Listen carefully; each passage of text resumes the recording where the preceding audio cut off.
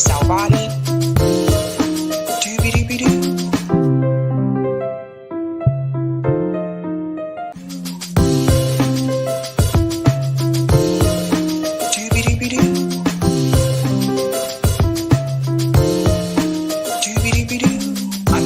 Sabrina Salvati. Doobie-doobie-doo.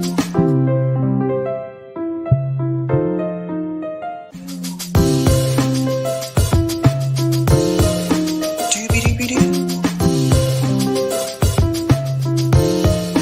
Doobie-doobie-doo. I'm your host, Sabrina Salvati. All right. Happy Friday, guys. Welcome to Sabs podcast. I'm your host, Sabrina Salvati. My special guest tonight is journalist and author Matt Taibbi. Welcome back, Matt. Thanks for having me on, Sabrina. Appreciate it. How are you doing? Matt, I've been busy. You know, I know you said you're about to go on vacation. I'll be taking a vacation pretty soon in March myself. Awesome. Boston can be tough in the winter. You know, it's so cold right now. It's freezing. Yeah. Well, where are you going to go? I'll go to New York. My birthday week is March 8th. So I'm actually going to be in New York for a couple of days and hang out there and meet up with some people. I think I'm going to actually get to see Case Study QB in person. So it'll be cool.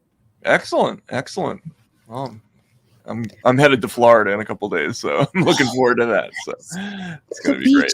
In the sun. It's going to be nice. So you and Michael Schellenberger actually broke a huge story. And just when I think we're done with Russiagate, there's always something else that comes back up. So I saw this post from Michael Schellenberger. It says the CIA had foreign allies spy on Trump team, triggering Russia collusion hoax, sources say. So I know that both of you worked on this story. So I want to go ahead and dive into some of the details here, because I talked a little bit about this last night, but obviously you can provide more information than I can. How did this come about? Like, how did you guys discover this in reference to the CIA having allies spy on Trump? So just to back up a little bit, I mean, if anybody who's followed this story is aware that there was a House Permanent Select Committee on Investigations probe that started early in 2017 when Russiagate was going crazy, and they worked for a couple of years. There was a pretty large team that was looking into stuff, but they only released a portion of their findings. You might remember the Nunes memo that created a big stir. But the rest of what they were looking into never got out. There was one team that worked exclusively at Langley at the CIA, and their work products never actually left the grounds of the CIA headquarters. So those of us who obsess over this story, and unfortunately I'm one of them, we've always known that there is another shoe that is going to drop with Russiagate. And we got a peek at a little bit of that. Basically, the stuff is still classified. We can't look at the documents exactly, but we were able to kind of cross-pollinate enough source accounts to construct some quotes of things that were in reports or research that they looked at. And conclude a couple of key things. Number one, that there were 26 Trump aides and associates who were placed under surveillance in the election year of 2016, and also that the intelligence community assessment of, from the beginning of Trump's presidency, actually before he was inaugurated, that concluded that Russia was interfering to help Trump, that was a WMD style sort of cooked intelligence situation where they were suppressing certain information to come up with that conclusion. So those are the two big things. The big thing is the espionage campaign, and the other thing is the sexed up intelligence, right? To use the WMD term. What's really interesting to me is it almost seems like if they actually felt that Hillary Clinton was a strong candidate, because remember, Barack Obama supported Hillary's campaign. If they really believed that she was a strong candidate, why would they feel the need to even to see or to spy on Donald Trump? So that's a great question. But if you remember, it's the same question they asked about Watergate. Richard Nixon was so far ahead of McGovern that actually that was one of the reasons why the Washington Post editors almost didn't run that story. You remember, there's actually a scene in All the President's Men where Jason Robard says, "Why would Nixon do it? I don't believe the story." And in that case, it had to do with personality quirks involving Nixon and some other factors that only came out later. Also, they were, they ended up winning by a lot, but that was in part because they ended up running against a candidate who maybe polled worse than somebody like Ed Muskie might have. In this case, I'm coming around to the theory that they just abuse these tools a lot in general. And Trump was somebody who was a good candidate for misuse of the 702 FISA program because he was politically inexperienced, and he had a team that had a lot of people who were located overseas. So it's very easy. I mean, this is the key conclusion of this whole thing, is that it's incredibly easy to do this. In Nixon's day, they actually had to break into a hotel to bug the DNC. With this stuff, all you got to do is kind of pick up the phone. You don't even have to do that. You can just sort of text somebody and say, "Hey, can you do me a favor and put this person, tell me what you got on this person," and that's all it takes. On the front end, the request is that easy, and on the back end, in terms of unmasking the results of that kind of digital surveillance, it's a lot easier than I thought. Like there was once a procedure that required you to go through and lay out what the national security reason was for unmasking somebody. Now you can just kind of send an email and say, "Yeah, I'm just curious to see who this is because I got to finish this report," and they'll do it. They'll unmask the person, and you can even do it in your boss's name, and they'll send you the results. So that's part of the story, for sure. What's this deal about the 10-inch binder? Because I saw yourself and Michael Schellenberger on Fox News. There was a little bit about that there's a binder floating out there somewhere, which could possibly be at Mar-a-Lago.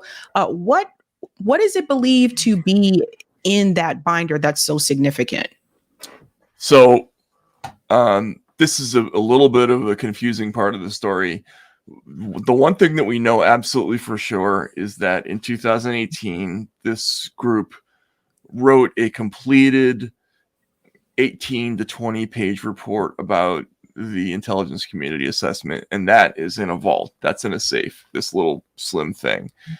But the group continued working sporadically from 2019 through 2021, and the way it was described to me was a sort of continuously added to report, and they also had research materials that went along with it. And when you talk about a 10-inch binder, is there such a thing as a 10-inch binder? I don't think so. We had one source tell us that it's actually 3 binders, and so what I think the person was describing was 3 things stacked on top of each other, and that would include materials of all types. It would include the background materials. What they were doing is they were pulling logs from the White House, the NSC, the CIA, the FBI, memoranda about the investigation.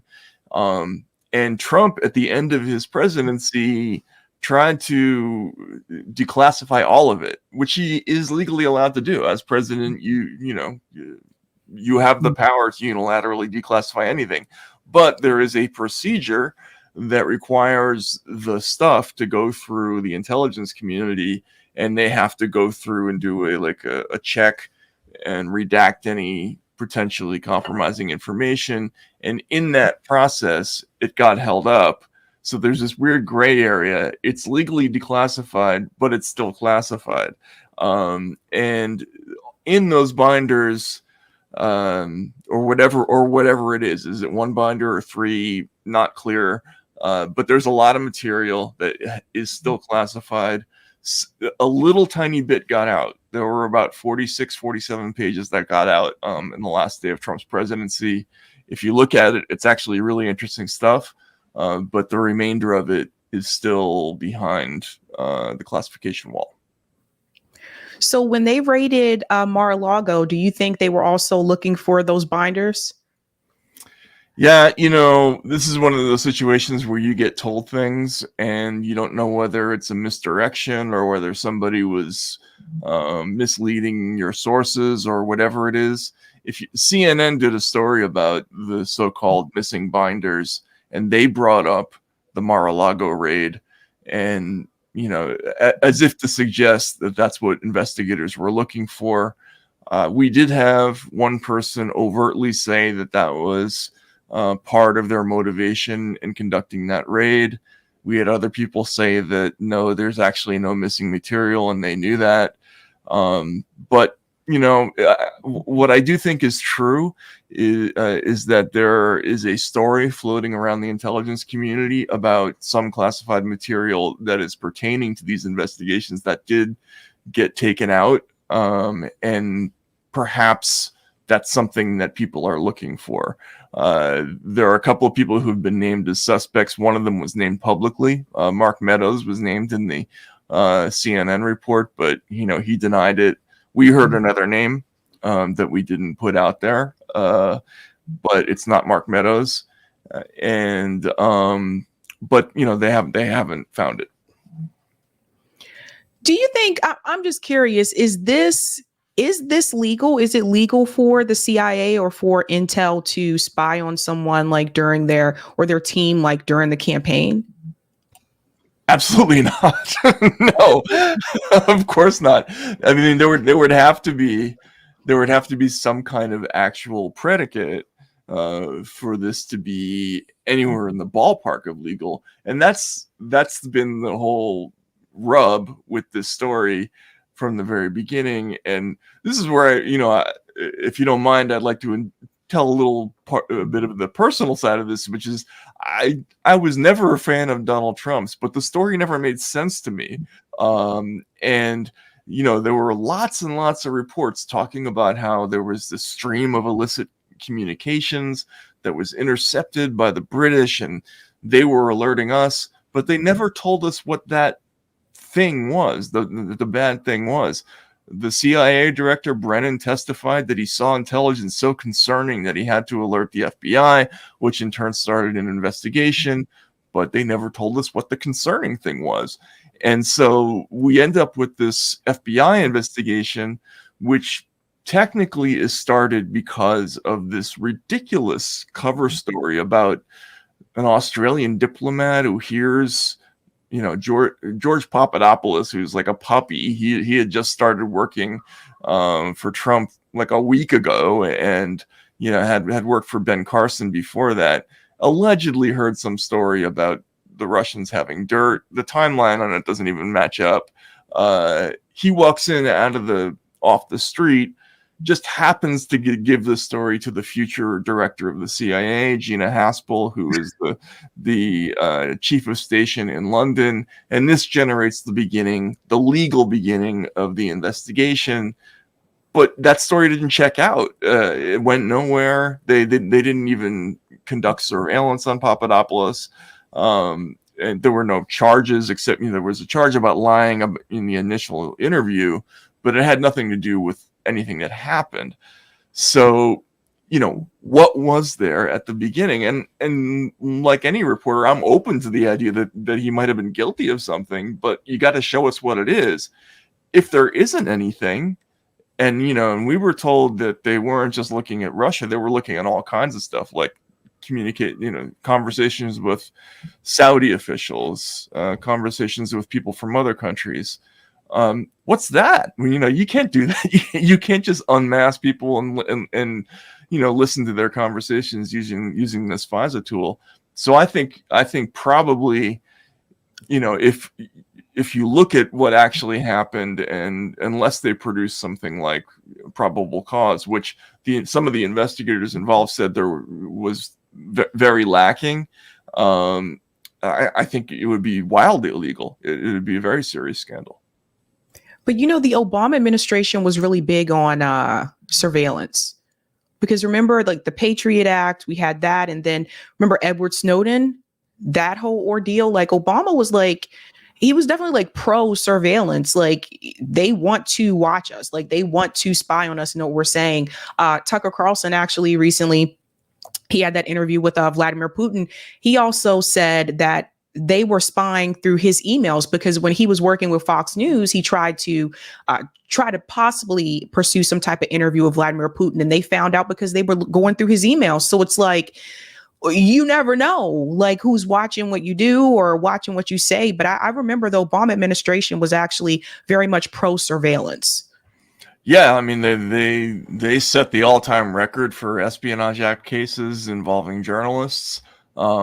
There was a very little remarked upon story that actually was mentioned in a book by Lee Smith, who used to work, I forget where he used to work, but he's a longtime investigative reporter.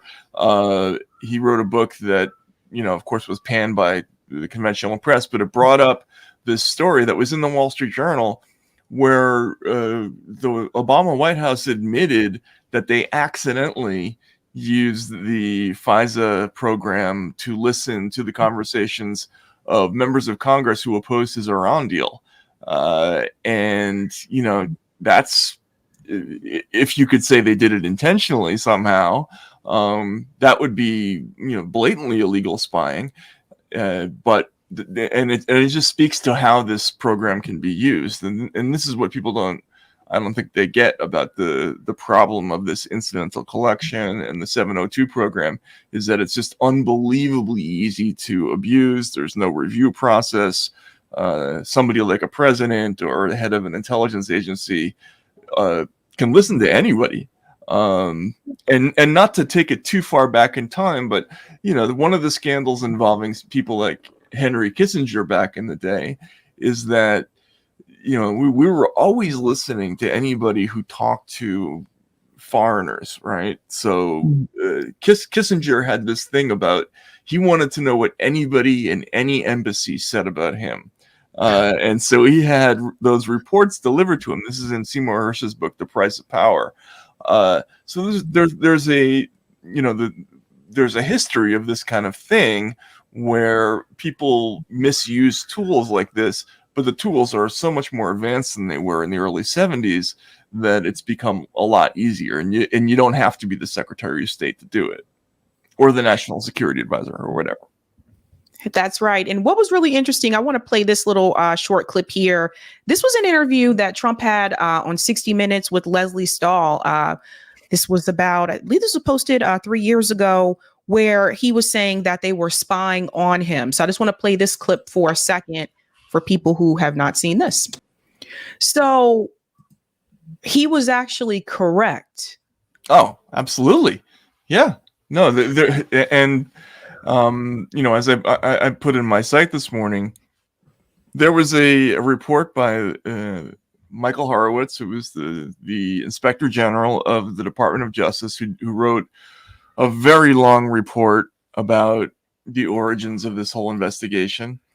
And I pointed out that he used the term CHS, which is confidential human source, essentially informant, right?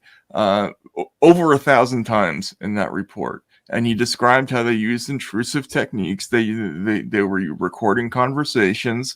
They were, having confidential human sources talk to people in the Trump campaign.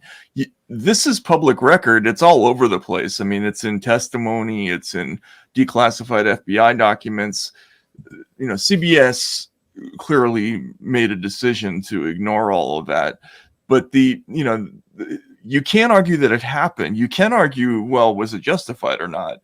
And I think, that the interesting thing about that interview is that they both kind of faltered. Trump should have just turned around and said, the IG of the Justice Department had concluded this is absolutely true. Like, and she should have said, but it was a justified investigation. Then they could have had a debate, but instead they just did that.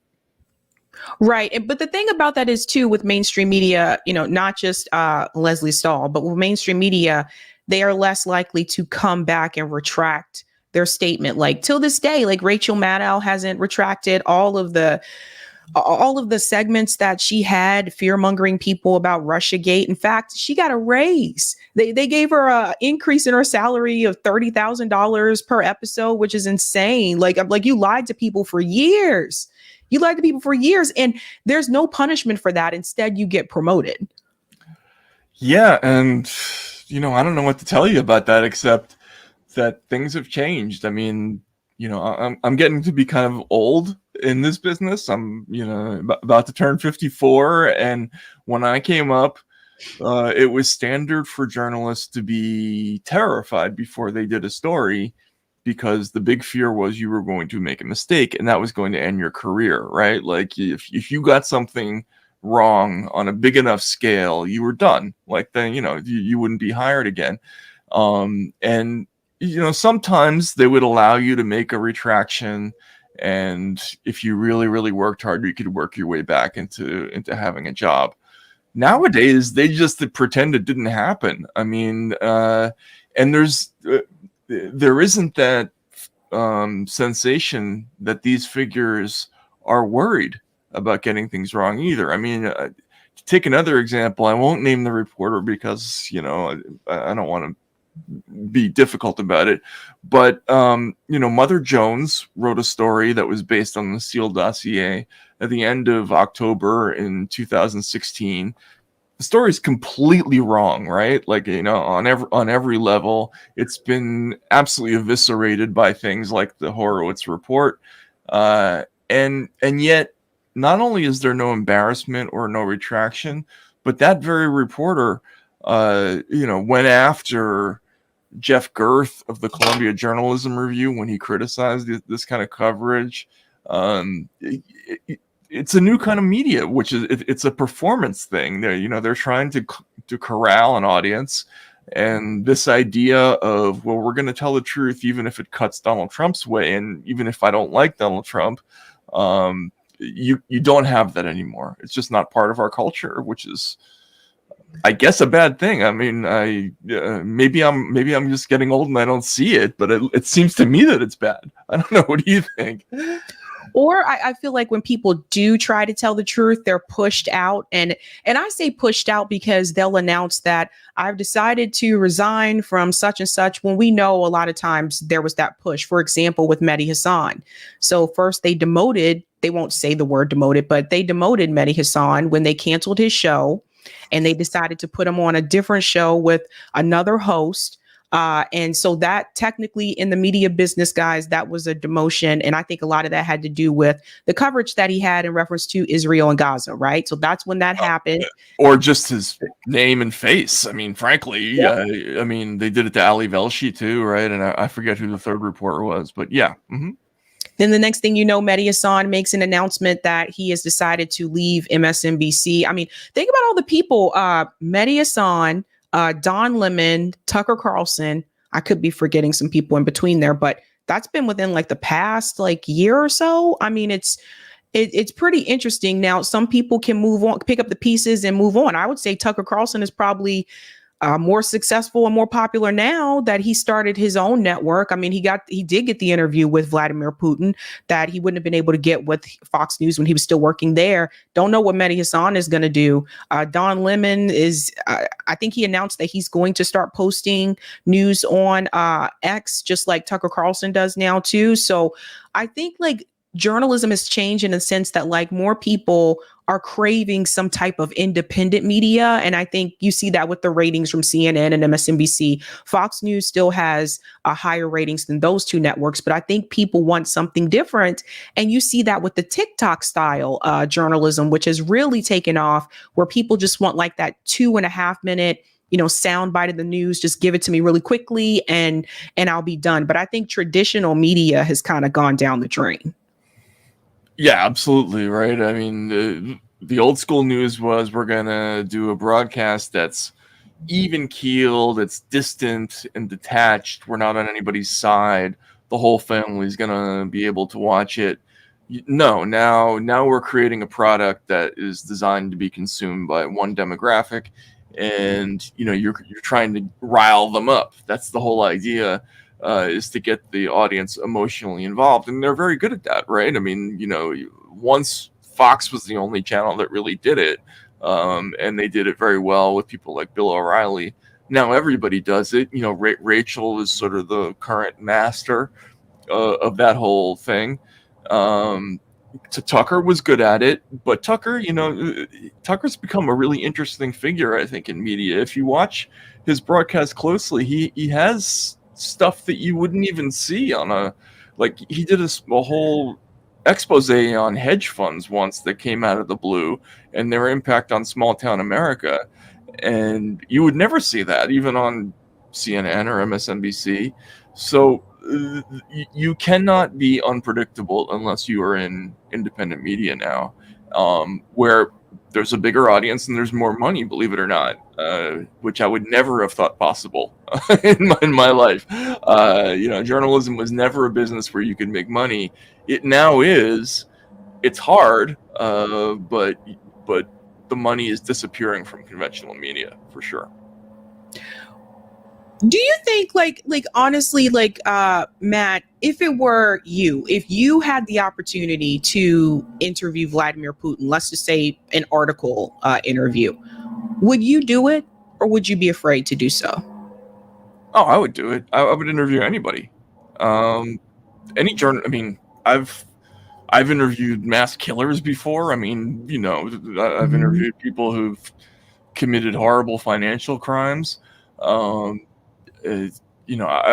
I've interviewed some pretty horrible politicians in my life. But journalism isn't about endorsing or giving a platform. The whole idea, I think, is that you're trying to explain to audiences what a person's all about, or what this or that news figure is doing. Like, for just to take an example, like Donald Trump,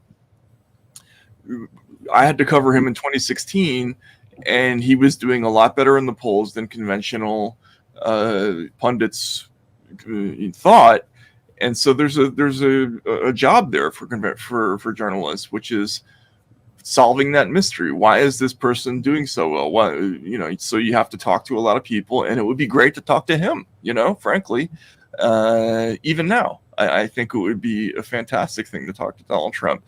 You gotta ask some tough questions. I mean, otherwise it's embarrassing. But of course. And sorry to go on about this, but we have a long history of that being a prized thing in journalism. From interviewing Bin Laden to the Ayatollah to Gorbachev was a hot interview in the mid '80s. Journalism was always proud of that stuff. Now suddenly it's like, oh my God, you're a traitor. You're a fifth columnist for doing it. Like, what? I mean, this is crazy. There was also something really surreal about the Man on the Street episodes. I know that was one of the things that actually made me interested in journalism, watching the news, but more so seeing the person that was out on the street with the people and just on the ground. And so you can get everyday people's reactions. Although I know they would go back and edit some of those things and only show the responses that they really want you to see. But that was really intriguing to me. And I do feel like a lot of mainstream media networks, CNN, MSNBC, Fox News, I feel like they don't do enough of that. So for example, they will bring in a journalist or someone that was a part of the Hillary Clinton, campaign at some point or another, and they'll ask them, "What are young voters thinking? How are they feeling about 2024?" I'm like, why don't you just go out on the street and ask young voters? Why don't you go to the universities and interview the kids and ask them how are they feeling? It's just really weird to me. It's almost like they really don't want to hear their responses. And I've noticed this with all three of those networks. I'm like, why not just go directly to the people and ask them how they're feeling and what they're thinking? Because that would allow the possibility of an unpredictable answer, and they can't have that. I mean, I actually watched this transformation. I remember this very clearly. I I think it was in 2000 and 2000 and actually it was a while ago. It was 2004, right? And there were a bunch of journalists on the bus who were following Kerry, and they couldn't be bothered to actually go out and interview Kerry supporters and then sift through the answers. There were a couple of whom were talking about, well, what's your story going to be about tonight? And one of them is like, well, my story's basically going to be about how, I'm not looking for a big shakeup. I'm looking for stability. I don't want Dean scares me because, he's unpredictable and prickly and blah, blah, blah. So they go out and they look for the person who's going to give them that quote, right? They have the story basically written already. And then what you do is you go through the crowds and you look for the person who says the thing. And which is, it's not only is that a little bit dishonest, but it's really boring, right? Because one of the things that was super interesting about Trump is that I got all kinds of amazingly weird answers about why people voted for Trump. I got everything from the total absolute hardcore white supremacist to, some really nice old grandma in Chicago who said, he's just so wonderful on television. I just love his show. And that's all they know about him, right? So there's this huge gap in why people vote for certain candidates, and you have to account for that, but not if you have a preconceived notion, which I think is what people do now. All right, Matt, there is one question for you from Sparky. Thank you for the super chat. Sparky, what does Matt think of Garland Nixon, the Duran, and Lee Stranahan breaking the story 7 or 8 years ago? So I think Sparky may be alluding to the fact that those individuals may have hinted toward this a couple years ago. Were you familiar with that? Or? Yeah, absolutely. And I talked about this morning. I heard the rough contours of the story 6 years ago and have not been able to report it because I didn't have the combination of sources who are willing to be quoted and the direct quotes, right? Like that, the thing that makes this story different from some other things that have been reported, it moves it forward just a little bit. We have a direct quote saying that there were CIA analysts who had concluded that Russia didn't mind Hillary because it was a relationship they were comfortable with. They felt that she was manageable and represented continuity. We could have done the story that the ICA is wrong, that it was based on excluded intelligence, but we didn't have those particular details. And we can tell people where those details are allegedly, right? Like they're in this report, and we know where the report supposedly is. But that's what journalism is. People do a story, and you move the ball forward a little bit, and then hopefully somebody takes our story and moves it forward. And so everybody deserves credit. It's not like we got the whole thing. It's here's what we got, and let's hope people use it. And the thing is, they can do this to any candidate, you guys. Like, I'm curious, and I want to get your take on this as well, Matt. I'm curious to see if they would do something like this to RFK Jr. And I say that just because he is polling the highest among the independent and third party candidates. He's not my particular candidate, but he is polling the highest of the people that are running outside the duopoly. And they have already started to attack him. I don't know if you saw this, but the DNC is they filed a complaint against RFK Jr. through the FEC because they're basically trying to penalize him for trying to get on the ballot, even though he's not running through the Democratic Party anymore. But the DNC is the one who filed the complaint. I could see them doing something like that to his campaign. Yeah, absolutely. I wrote an article about this and I interviewed, I talked to the people from No Labels, which is another third party that's trying to get on the ballot. And they're facing, it's funny, there was a story about a month ago talking about how Mark Elias, who's Hillary's lawyer, had been hired and the expectation that technical challenges would be filed against third-party third-party candidates, but they didn't really specify what the technical challenges were. They just knew that there were going to be some, right? So yes, there's going to be lots of lawsuits. They're going to do the same thing they did to Ralph Nader. It's going to be death by 1,000 cuts. I talked to Nader's campaign manager, and she told me, just a horrific story about what they had to go through. So they're definitely going to go through that. Now, if he actually gets on the ballot and he has enough money to do it, which is interesting, then absolutely I would expect this kind of thing to happen. If they're going to use FISA to try to leak news about Tucker Carlson doing an interview with Putin, which they apparently did, if they're going to do it to listen to people who are waffling on the Iran deal, or if they're going to do it to Trump, why wouldn't they do it to everybody else?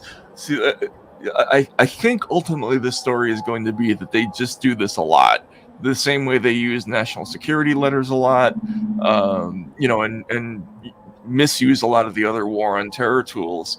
We've only scratched the surface of how bad it is, I think. Yeah, and I'm wondering about this too. Like, what do you think is going to happen for 2024 in reference to the candidates running outside the duopoly? So, for example, in Michigan, Joe Biden is losing. That's one of the states that he actually needs to win in order to win re-election. But he's losing to Donald Trump. And then RFK Jr. is like in third place. And then Cornel West and Jill Stein are also taking a certain percentage in Michigan. And that's one of the states that has like the largest Arab populations in the country. It seems to me, I know it's still early, but I'm trying to imagine what are they going to try to do in Michigan, because they know that Joe Biden has to win that state. And then I saw something else earlier today. It appears that in Arizona, Kyrsten Sinema's seat, she's losing in that race. And she's also an independent now too, but she's losing to Carrie Lake, who is a Republican, and she's winning pretty big right now against the Democrat. There's a gentleman running as a Democrat. But anyway, Kyrsten Sinema is losing and the Democrat is also losing. And that makes me wonder about Arizona. Remember, Biden won Arizona in 2020. But there's a lot of independent voters that he was able to pick up in that state. And that makes me wonder, is this some type of hint towards what's going to happen for the presidential election in 2024 in reference to Arizona? So I wonder what the DNC is going to try to do in reference to those particular states, Arizona and Michigan. Yeah, I mean, look, the Democratic Party has a history. Arizona was one of the states that they managed to keep Nader off the ballot in, through a pretty sneaky method, by the way. They found out that one of the people gathering signatures for Nader was a felon, and so they petitioned to keep him off the ballot, and won. But apart from excluding people from being on the ballot, what can they do? This is embarrassing to admit, but I never did election fraud stories ever. I always rejected them when people brought them to me, and that's happened on both sides. If you remember, there were controversies in 2004 and 2008. Actually, 2000 and 2004 about Bush. Then there was another controversy about the Bernie primary in New York in 2016. Those stories are very, very difficult to prove, but there's so much cheating going on in politics now that it's hard to say to yourself, well, they obviously don't do that with voting. We've had some pretty problematic elections. Let's just leave 2020, the presidential election, out of it. New Hampshire primary in 2020 was, deeply weird. The Iowa caucus still has no declared winner. And I was there for that, and I had been to many Iowa caucuses. It's the easiest thing in the world to tabulate a caucus result, and the fact that they don't have a result there is absolutely baffling. So, I think we have to at least investigate if there could be corruption. How would they do it? That's a kind of story that investigative journalists are going to have to do this summer, at least, and just to prepare for the possibility. Not saying that it would happen, but I think we have to at least look into it in ways that we didn't do before, maybe. Where do you feel like you fit now politically? I know you've often described yourself as an old school liberal. Where do you feel like you fit now politically, considering everything that's happened with the censorship and the Twitter files and so many things that have happened in the past 2 years? Yeah, it's frustrating. Like, I don't know who I'd vote for right now, frankly. I like Cornel West personally, right? Like I talked to him a couple of weeks ago. I think he's got a good heart and he's smart enough for the job, but the difficulties he's had with getting on the ballot suggest that as an executive, he might have some shortfalls. But I still feel like, I'm politically liberal. It's just that that person doesn't exist in politics anymore. If there were a Dennis Kucinich running, I would vote for somebody like that. But even the Bernie wing of the party has changed in the last 4 years, and I don't know. There's a transformation now that is, I just don't know where I stand. Like, on the censorship thing, the Republicans are on the right side. Maybe they're insincere about it, but at least that they're saying the things. And whereas the Democrats are threatening to put me in jail, and it's hard to want to vote for them after that. So I have no idea. I mean, like, where are you politically? Like, I mean, it's a tough time. So after the disappointment with the squad, I actually changed my registration to independent. So it's really funny, like, because people will see a lot of times Green Party candidates come on here and people assume I'm a part of the Green Party. No, I'm a registered independent. I'll be voting third party or independent in 2024. But I think that it's weird considering looking back on it, like where I was just a couple years ago when I was all a part of like the Bernie movement and really excited about like these progressives running. And then it's just to see them just oh boy, like AOC's out there right now telling everybody to support Joe Biden. And at the same time, she's saying we have to stop the genocide in Gaza, but she wants you to vote for the person that's funding the. It's crazy. It's just, I don't know how they sleep with themselves at night. Like, I don't know how they can actually look themselves in the mirror and not see just how far gone they are now compared to when they first ran. Yeah. And what's weird about that is that the Democratic Party, part of the thing that made it strong was that it allowed a faction to exist.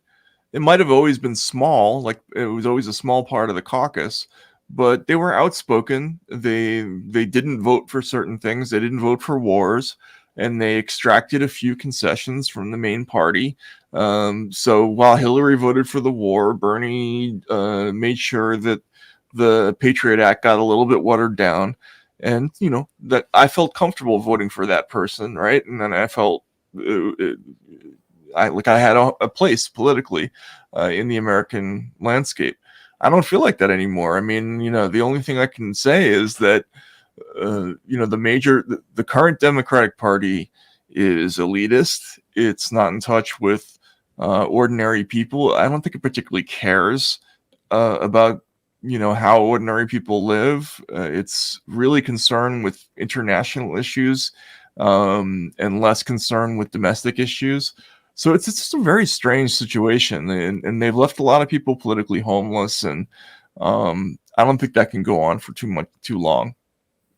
I agree. I want to pivot to censorship because I want to get your opinion about Twitter. Well, now X, I still call it Twitter, but I want to get your opinion about how do you feel the censorship is on the site now? Because I saw something and I want to tell you about this as well, because I saw you posted this.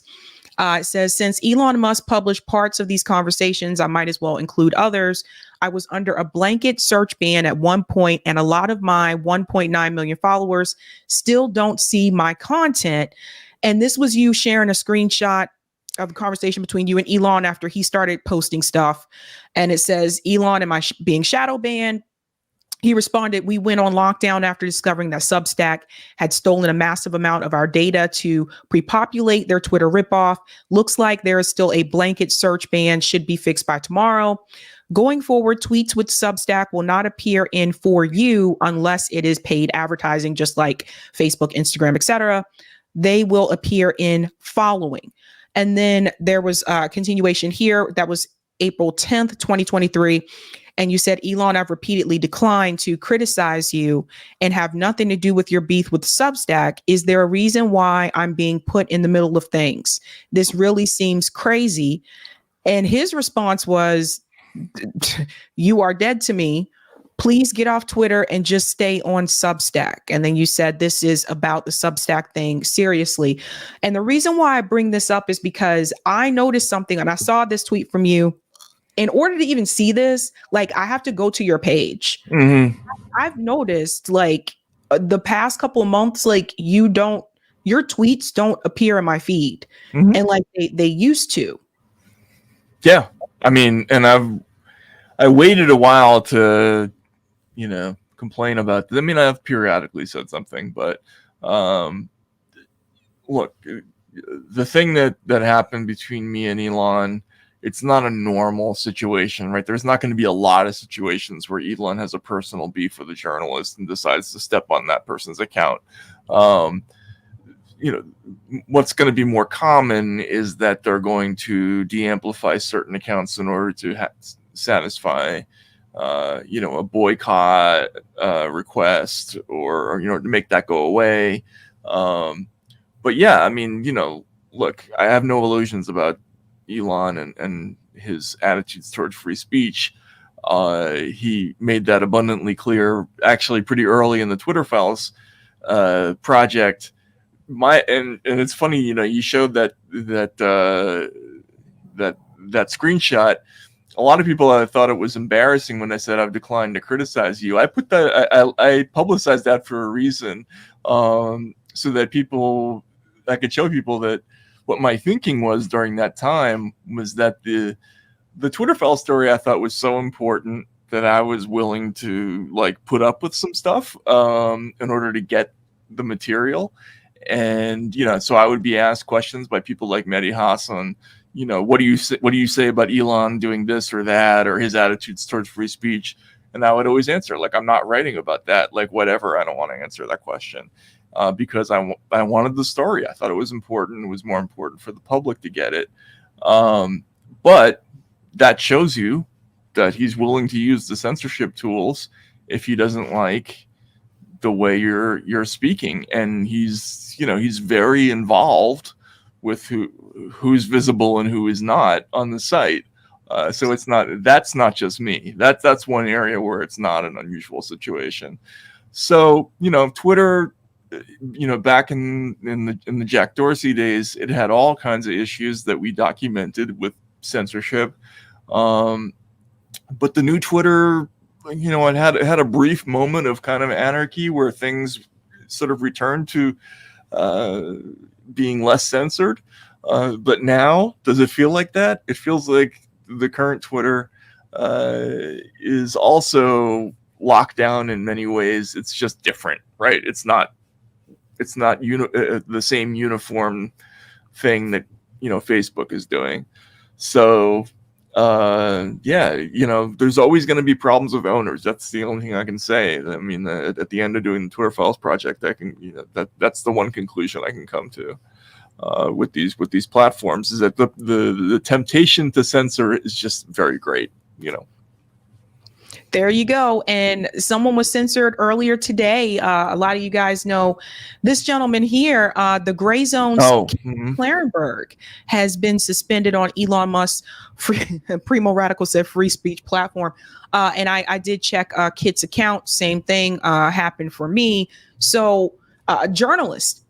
And what's really weird, too, another thing that I've noticed is that some journalists, or who Elon considers to be journalists on that platform, are heavily promoted. For example, Mario Nawfal, heavily promoted. There's certain ones, and I'm like, the Krasensteins for some reason. Yeah, I had a little tiff with Mario because he posted something about a local story here in Boston, and it was not correct. And so I asked him, can you provide the source of this, your link, the article? There's no articles that say this in Boston. And he said, well, I just pulled it from CNBC. Great. Where's the link to that article? Or where's the link to the video of CNBC saying that? And he's like, you're welcome to report this if you want. I said, actually, I will. And I'll be interviewing people here in Boston tonight who actually went through that story. Wow. So that was the thing. Like, I'm like, dude, like, you're posting things that are not true. And like, you're cherry picking things from are supposed to be articles, and you're leaving out important information just so Elon will boost you up in the algorithm. And so when it came to the local story, I knew what he was saying wasn't true because I live here. And it just so happened that night, I actually did have residents from Boston that were coming onto the show to talk about what happened in Roxbury. So it was just very weird. I'm like, where did all these people come from? And these people aren't journalists. Like, you're actually a journalist. I don't even consider myself a journalist, but you are an actual journalist. What was that story about? I mean, it was a story about Governor Abbott has been sending migrants to the sanctuary cities. Mm-hmm. So we've received a lot here in Boston, but for a while they have been able to deal with it. And it finally came to the point where Governor Healy said, we have nowhere else to put them because all the emergency shelters are being used. And so they decided to put them into a recreation center in Roxbury. And there were actually people, the residents in Roxbury, they were protesting. They said, now we can't use the rec center. So it was more of a personal story for those of us who live like in the Boston area. And so he took that and somehow twisted that story and said all of these stores are closing in this neighborhood in Boston because of the crime. And I'm like, these two stories are not connected. Like, those are two different things. The Walgreens closed because Walgreens announced that they were going to be closing hundreds of stores across the United States and also abroad as well. It's supposed to be a way for them to save cost or cut cost or whatever. But they announced they were going to be doing that by the end of August this year. And they've already started doing it. So where do you start? You typically start in the poor neighborhoods because you're not making as much money there at those stores. Right. So it was just, he tried to conflate those two stories, and those were two completely different stories. And then he didn't want to, I'm like, where did you get this from? Where's your information coming from? There's no articles that say this. And he said, oh, I saw it on CNBC. I'm like, no, you didn't. I saw it, right? Yeah.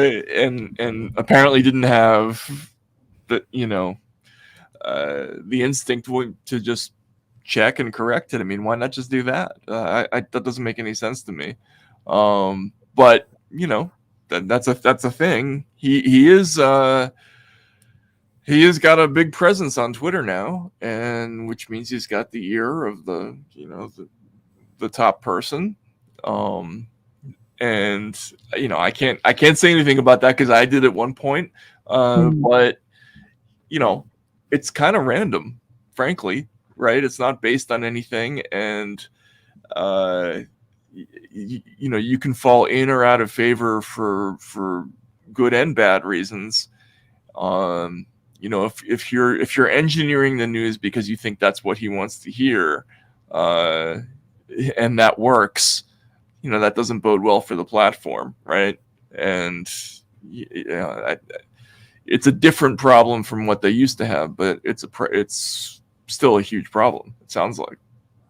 Yeah. And how do you feel about Elon Musk deciding to, he went to Israel, right? He went to, I think it was Auschwitz he went to as well, with Ben Shapiro, and so now it's obvious he's been pressured by AIPAC to censor Palestinian voices, once again on Twitter.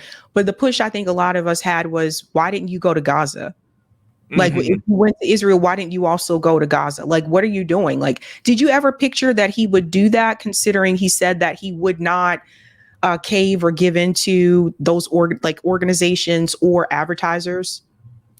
Well, I mean, the one thing I can say is that while we were at Twitter, we heard a lot of talk about how much damage the boycotts were doing to the company's bottom line. And, it's not a secret that they've lost an enormous amount of money in the last year and a half. The opportunities for revenue are small. There's only so many ads for Cheech and Chong's weed products that you can sell.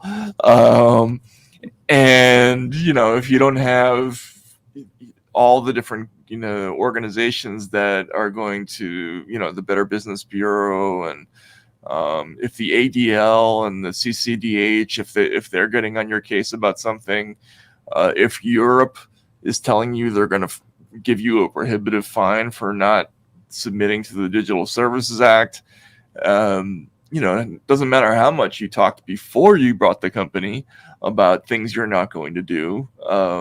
Once you're faced with losing 15, 20, $25 billion, even somebody with as much money as him, you're going to find that their behavior is probably going to change. So that doesn't surprise me. I mean, look, they got hammered by the Center for Controlling Digital Hate. To be fair, the CCDH did some dishonest things, look like, in their criticism of Elon. But in response to that, are you going to fly around the world and put on a dog and pony show about what your beliefs are? Just tell everybody to go screw and run the company, right? I mean, like, if they boycott you, they boycott you. If you got a good product, they're eventually going to need you. And I just don't understand that kind of behavior, honestly. But then again, I don't run a $50 billion company, so who knows? But from a speech perspective, it's infuriating. I hear you. All right, Mac, before you go, how can people support your work, and where can people find you other than Substack? Because I think you're doing a YouTube channel too as well. It's basically it's just a channel for Racket, for the same Substack site.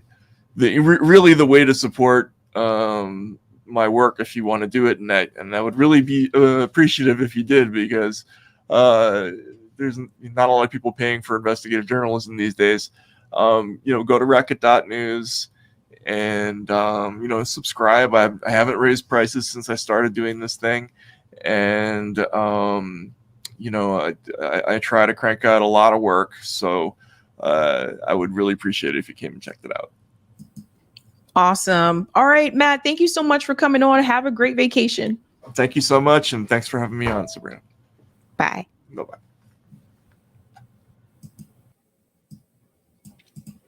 All right, guys, that was Matt Taibbi.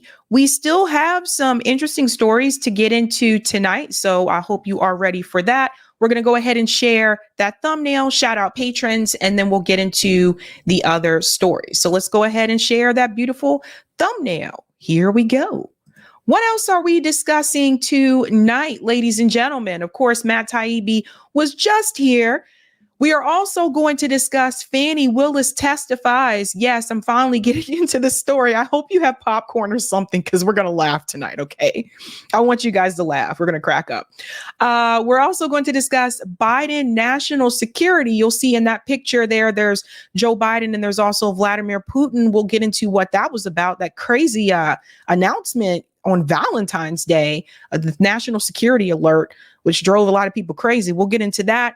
And of course, we'll discuss AOC ignores policy. What is that all about, ladies and gentlemen? We will dive right in. Going to go ahead and shout out patrons. Thank you guys for keeping the lights on around me, folks. If you're interested in being a Sabby patron, I have 5 categories: Ultimate, Sabinators. There's also Sabsters. Don't forget about those Sabbies. And of course, members. So all of their names are listed here. You can also see their names scrolling across the bottom of the screen there on the ticker as well. And I want to give a shout out to new Sabby patrons. Over here, we call them newbies. Let's give it up for Greatly Blessed and Bide. Thank you so much, both of you in the house. And I think I have a couple of comments here to highlight before we get into the next story. Shout out to Christine Corpus for becoming a Sabby member. Let's give Christine a big whoop whoop. Shout out to her. Thank you, Sparky. Sabby, why don't you have on a real journalist on instead of a so-called journalist? So you got jokes, Sparky. Sparky's joking about the comment from the Twitter Files hearing. Thank you for this one as well, Sparky. Just kidding. Great to see Matt. Band manager. Matt has my mad respect. He is one of the few actual real journalists of our time. Thank you for this one, Sparky. Nowadays, the MSM tells you what to think about the news instead of just reporting it. That's true. Thank you, Roger Meadows. Dag, Matt, you and I were born in the same year. Man, you old. He doesn't look 54, right? I didn't think he looked 54. Thank you for the super chat, Sparky. Tucker made a big impact in the big picture, but he was a bit ignorant of the facts. Like he still believed MSM fake news about Russia/Ukraine issue. Thank you, New York Varsity. Man, think about it. How many times in your life has someone from the IRS actually shown up to your house? Stay vigilant, Matt. Thank you, Adrienne. Tucker Carlson interviewed Mike Benz on X today. Would like to hear what your thoughts on it. Oh, I haven't seen that. Related to Russiagate, maybe the reason they did it. Keep up the good work, Sabrina. Hashtag Trump 2024. Not for me. Trump is not for me. Thank you, Snork. Melvin Fartwink is looking like the best candidate. I'm assuming that's a joke. Is that someone's real name? Let me know. Thank you, New York Varsity. I thought he did a good job, RE, the First Amendment, which protects your speech from government persecution. Beyond that, it seems all bets are off. Thank you, Justin. Can we set the record straight on Trump, as it seems some think that because of this revelation about Russia, suddenly Trump is liberated and somehow good for the country and should win 2024? Yeah, and I think you're going to see a little bit more about that as we get into this next story, because the thing is that here's the thing. Two things can be true at the same time, right? It's true that he was honest when he said in that 60 Minutes interview that they were spying on him. Turns out that was actually true. But it could also be true that it doesn't mean that he's somehow liberated now and he's the best person for the country. So we have to keep that in mind as well. Thank you for this, Sparky. Fanny Willis was already known as an oddball, spoiled brat rich kid in Atlanta legal community before the Trump issue came around. And we're going to get ready to laugh in a couple of minutes. Thank you, All One Sane, for becoming a Sabby member. Whoop, whoop. And thank you, Roger, for the super chat, Maine. Thank you for that. We're going to get into this story here about Fani Willis. And I'm telling you guys, like, now would be a good time to grab some popcorn because we are going to crack up. Okay. Are you guys ready to laugh? Let's get ready to laugh. All right. Quick rundown first. So the Fani Willis misconduct hearing, it's underway this week. Let's back up a little bit and remind you how this all began. So Fani Willis is the DA that decided to indict Trump for attempting to influence the Georgia election officials. Okay. So now we fast forward to the hearing that is actually about Fani, and this one is not about Donald Trump. And this hearing is about misconduct on her part and a conflict of interest. There are two things we're going to discuss here tonight. One of them is going to be the relationship with Fani Willis actually had with Nathan Wade. Now, he apparently was hired in 2021, and he was hired to lead the prosecution. So Fani Willis hired Nathan Wade to lead the prosecution in 2021. Now, some of you may wonder, what's the big deal about that? Well, there was a relationship between the two, and we're going to get into some of that tonight. You'll see that Fanny Willis was not honest about when that relationship started. So that's going to be proven. And number two, we're talking about mismanagement of funds as well, considering there were actual business funds that were used for vacation. So there's a lot happening here. Now, if you're wondering, what does that have to do with this case in Georgia? I think what they're trying to do is they're trying to show that she's not credible. And so if she's not credible, then that says, well, she should be removed from the case, which is actually what they're calling for, that she should be removed. I don't know what the Democrats were really thinking about either, because the way that I see this, they should have known better. They really should have. And when we talk about two things could be true at the same time, this is another example, because yes, it's true that Fanny Willis has misconduct in reference to this particular case. Yes. And you're going to see that tonight. But it could also be true that the evidence that was found against Donald Trump in reference to the Georgia election could also be plausible. So that's the thing, folks. So don't think about this in reference of partisan politics. So if you're pro-Trump or you're pro-Biden, just put that to the side for a second and just look at the facts that actually are presented.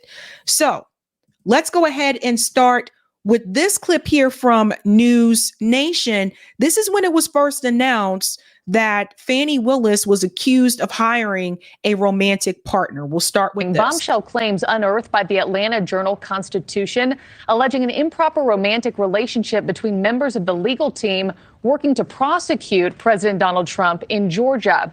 Now, according to this newspaper, a former Trump staffer charged in the alleged efforts to interfere with the 2020 election accuses Fulton County DA Fani Willis of hiring a romantic partner of hers to prosecute President Trump. The paper says private attorney Nathan Wade has been paid more than $650,000 by Fulton County, and he allegedly used some of that money to take lavish vacations with DA Willis. A spokesperson for the DA said her office will respond through appropriate court filings. The article reads, quote, this: the document offers no concrete proof of the romantic ties between Willis and Wade, but says sources close to both the special prosecutor and the district attorney have confirmed they had an ongoing personal relationship. Okay, so let's go ahead and get into the actual hearings. And this is the part that was pretty humorous for me. I was laughing when I was watching this. We're going to start with the relationship. So let's start with that category first, and then we'll make our way to the mismanagement of funds. The relationship. Here's the problem, folks. Fanny Willis says that she actually did not have a romantic relationship with Nathan Wade until 2022. So 2022. However, her friend or former friend and former coworker says differently. Listen to what she had to say on the stand. 2019. Could possibly. Okay. And when we spoke, you said it was shortly after the municipal court conference, is that correct? Yes. Okay. So you know that their relationship, their personal relationship, began shortly after this municipal court conference. Yes. And when I say personal, romantic. I just want to make sure we don't get in an argument over what personal and romantic is later. When I ask you personal, do you take that to mean romantic? Yes. Okay. And do you understand it that their relationship began in 2019 and continued until the last time you spoke with her? Yes. Okay. So according to her former friend, now this is someone she actually went to college with too. So it wasn't just like this was a coworker and then they became friends. This was someone that she has known for years. She actually lived with her at one point. We'll get into that as well. But according to her friend here, Robin is saying that the relationship started in 2019, which means that Fanny Willis lied when she said she started dating him in 2022, which also means that she was in a romantic relationship with him before he was hired as the lead prosecutor on this case. So that's one lie. Let's continue a little bit more.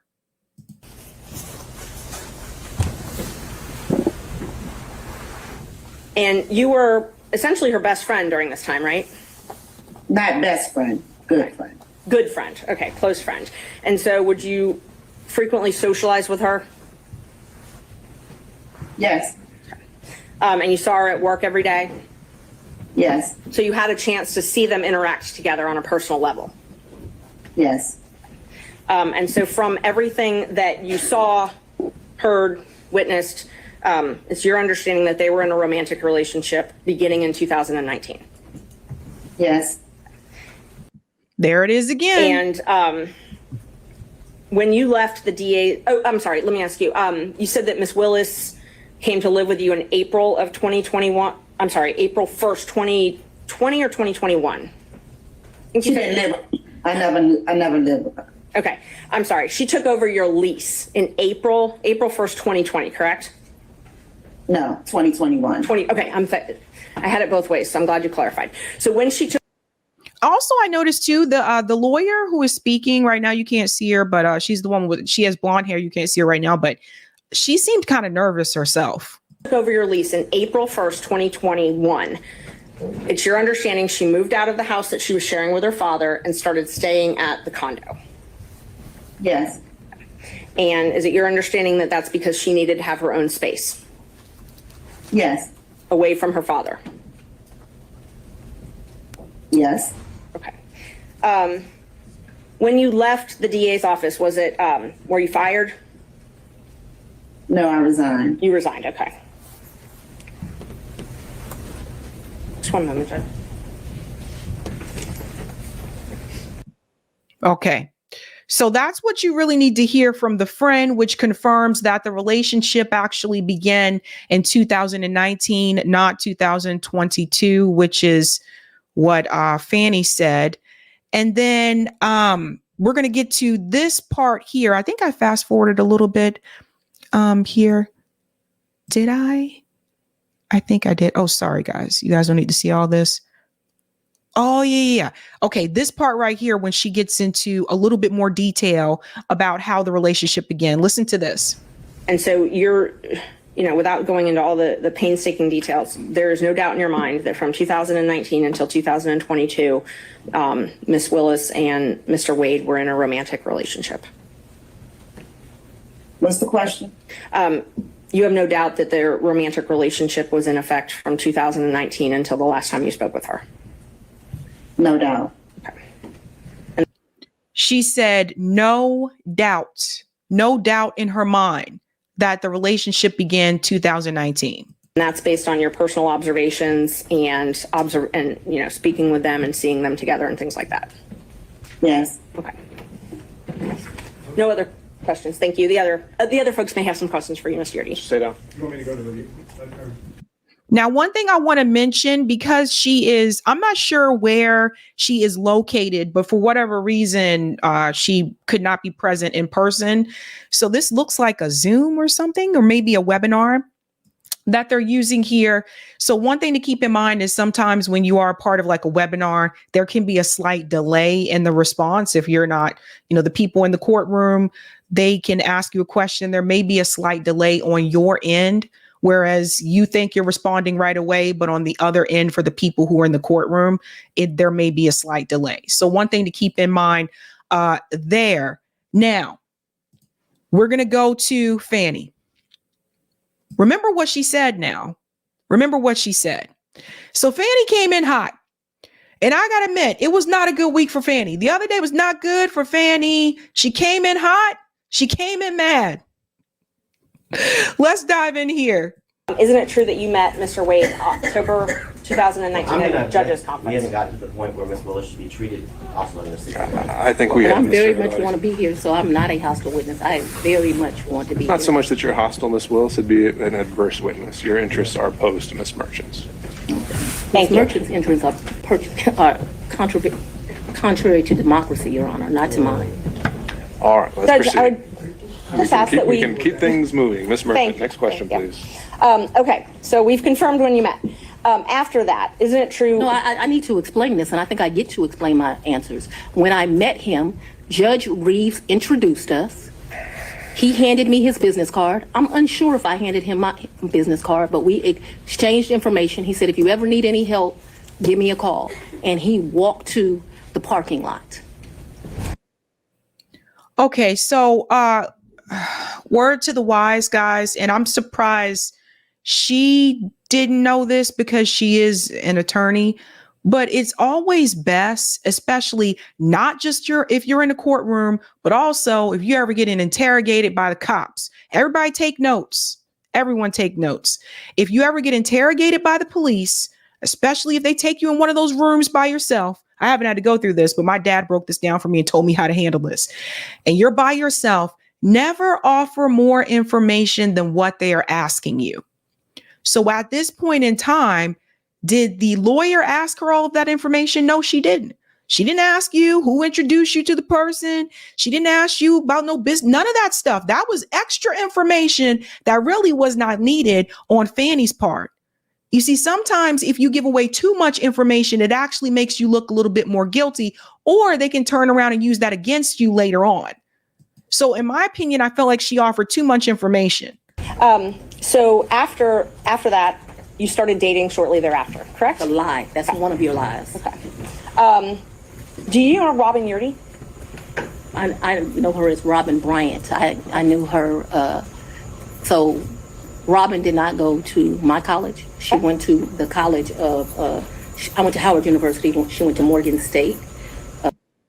Once again, you guys notice what she's doing it again. So Robin is her friend. The video that we just showed, the woman that was just speaking prior to this, that's her friend, Robin, right?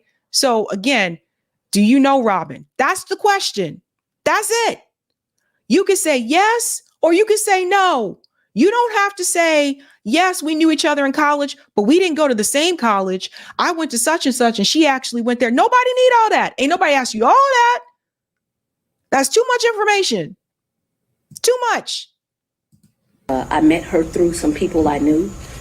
In college, we hung out a bit. Not much because she was in Baltimore and I was in Washington, D.C.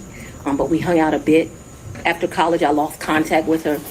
I probably didn't see Robin again until maybe 7 or 8 years ago, a chance meeting here in Atlanta. But we did not have a consistent relationship from when I left college and came to Emory Law School here in Atlanta. But 8 to 10 years ago, just by happenstance, I ran into her. So she was in Atlanta. You have been friends with Robin for 30-something years. Did you hear my answer, madam? Yes, and I'm asking if you've been friends with her for 30-something years. Now, to that point, if Fanny didn't offer up all that information that she just did about the college and the different colleges, and I ran into her later on and all that, nobody asked all those questions. It was just one thing. Are you familiar with Robin such and such? Yes, I am. That's it. That's it. But because she gave all that extra information, now then the other attorney can say to her, oh, so you've been friends with her for 30 years. You see, and then this gets all bundled up. I've known her for 30-something years. We certainly hung out and partied together in college. She was from the D.C. area. She would come home, we'd party together. Wasn't close, but she was certainly in the girlfriends that partied together. None of this information is needed. You don't need to tell her that you partied with this person. You don't need to tell her what area she was from. None of this information is needed. Oh my God. Have you guys ever watched Law and Order? Anybody watch one episode of Law and Order? Any type of law show? Anybody? What do we all learn? What do we all know? What do we all learn? So something I've noticed, and a friend of mine told me about this. Sometimes people who are attorneys are not actually good when they're the one that's on the stand. It's like they're really good at interrogating people. They're really good at being a lawyer. But when it's the other way around and the roles are reversed and they're the one that's in the hot seat, they don't tend to do so well sometimes. And then, like I said, I ran into her about 10 years ago in Atlanta, Georgia. But we didn't talk throughout that time period. I didn't see her. I didn't even know where she was. When I ran into her, I was surprised she was in Atlanta. And so, yes, I have known her probably since 1990, 1991, but we have not maintained a consistent relationship that whole time. For the last 10 years or 5, whatever you'd like to classify it as, have you been friends with her? I have not spoken to Robin in over a year. I certainly do not consider her a friend now. I think that she, there's a saying, no good deed goes unpunished. And I think that she betrayed our friendship. So let's narrow it That's a lot of information for a yes or no question. down the timeline now. So my questions are going to be from the time period of 2019 until she no longer was employed for you, the last time you all talked. So all of my next questions are just focused on that time frame, okay? Yes, ma'am. Up until she left your office. Yes, ma'am. During 2019, you all were friends, correct? Yes, we knew each other in 2019. During 2020, you all were friends, correct? We were friends during that time period. During 2021, you all were friends, correct? Yes. Okay.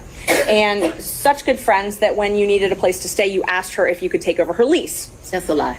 You did That's not not move the- into her apartment? I or her did, but condo? that's not the way you characterize it is wrong.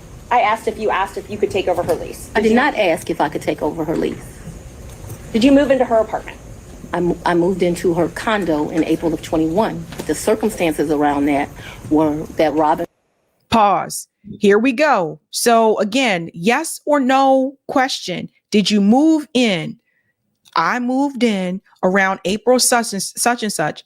The circumstances are, nobody asked that. Ain't nobody asked you why you moved in there. No one, I don't understand this. And she's the DA? Okay. Met her husband. They wanted to move into another and separate place. She wanted to get rid of her condo. My father was living with me at the house. Because of this case and because of my stance on gangs, my life was being threatened regularly. My father urged me to leave our home. At the same time, as luck would have it, Robin wanted to give up her lease because she wanted to move in with this new man she met, who eventually became her husband. And so, as life circumstances worked, my dad was begging me to leave the house. He was afraid for me, afraid for his grandchildren. She wanted someone to take over her lease so that she didn't, have to pay a fee or get abandoned. And so, I don't remember when, but probably March or April of 21, I moved in and take over her lease. And did you pay her or did you pay the leasing agent? No, I don't even know who the leasing agent was. I paid her. You paid her. Did you pay her cash or did you use a card? There were some times that I would give her cash, but mostly I paid her via Cash App. That would be the most convenient thing. So Pause. Everybody remember this statement here. So I don't know if everyone got this far in the conversation, but this piece right here about how she paid her, this is going to be important when we get into the mismanagement of funds. Listen to this. My life was being threatened regularly. My father urged me to leave our home. At the same time, as luck would have it, Robin wanted to give up her lease because she wanted to move in with this new man she met, who eventually became her husband. And so, as life circumstances worked, my dad was begging me to leave the house. He was afraid for me, afraid for his grandchildren. She wanted someone to take over her lease so that she didn't. Pause here. For those who don't know, when she talks about like her father was afraid, I guess, for like his safety and the grandchildren's safety and stuff like that. Apparently, Fanny Willis has also, from what I understand, prosecuted gang members. Apparently, one of them being Young Thug, who has, been very bold about the fact and said that, no, I am not a part of a gang. But I think that's the most recent one that I read about was Young Thug. And so, yes, thank you, Danny. YSL gang. Yes, thank you. And so that's another thing. So apparently she's kind of known for that, for prosecuting gang members or who she believes to be a gang member. And so that's where the fear for the safety comes in that discussion. Have to pay a fee or get abandoned. And so I don't remember when, but probably March or April of 21, I moved in and take over her lease. And did you pay her or did you pay the leasing agent? No, I don't even know who the leasing agent was. I paid her. You paid her. Did you pay her cash or did you use a card? There were some times that I would give her cash, but mostly I paid her via Cash App. That would be the most convenient thing. So I would not only give her rent, but then like when the utilities would come in, whatever the utility was, she might be like, I need $70, I need $100, whatever it was. And we never had a problem with money. Whatever she told me it was, I never asked to see a bill. I never questioned her. I just gave it to her. Did you hear what she said about Cash App? Okay. Because you see, when I watched this, that just sent off a little light bulb for me. And you're going to see why. Sometimes she paid her in cash, she said. Sometimes she paid her via Cash App. You know, and rent, depending on where you live, probably going to be what, like a couple $100,000, probably $1,000 at least. It would be more easier, more convenient to pay via Cash App or something like that, right? Okay. All right. So first of all, let me show you. You know you done messed up when MSNBC can't defend you, right? Hold on to the Cash App. Listen to this. MSNBC, they can't even defend her. Listen to this. It's so legalistic centric and yet so important and fascinating. Right. Don't let the legalese fool you. This is epic. This is monumental. If things are going in the direction we think, Fani Willis lied to the court, it's game over for her. She will be disqualified. If they had a relationship prior to when they represented to the court, it's a huge deal. I can't overstate it. And do you feel the same way, Charles, based on the testimony of what we just heard? And we just learned Nathan Wade, who is the special prosecutor in this case, walked in the courtroom. He is being sworn in to testify now about this issue and his relationship with Fani Willis. Let's listen. It's okay. So even MSNBC is saying, like, if these dates line up according to what her friend said, that the relationship started before he was hired, they said it's not going to be good for Fani Willis, obviously, right? So I found her friend to be more credible than her. And then there's Nathan Wade. Now, Nathan, you've been cracking me up, okay? Nathan has been cracking me up. Let's hear what Nathan Wade has to say about this romantic relationship that he had with Fani Willis. And we'll get into the business card being used for vacations as well. Let's go ahead and dive into this here. Now, as of May the 30th, may I answer the question that okay, thank you, Your Honor. As of May the 30th, 2023, you had sexual relations with Miss Willis, isn't that correct? The interrogatory, sir, asks during the course of the marriage and the period of separation. Excuse me. My response, Your Honor, I would ask that the court direct the witness to answer my question, yes or no. As of May the 30th, 2023, had you had sexual relations with Miss Willis? Yes or no? Mr. Gillen, let's start with at the higher level whether he believes he answered it truthfully, and then we can drill down into why or why not he doesn't, and maybe we'll end up exactly where you left us.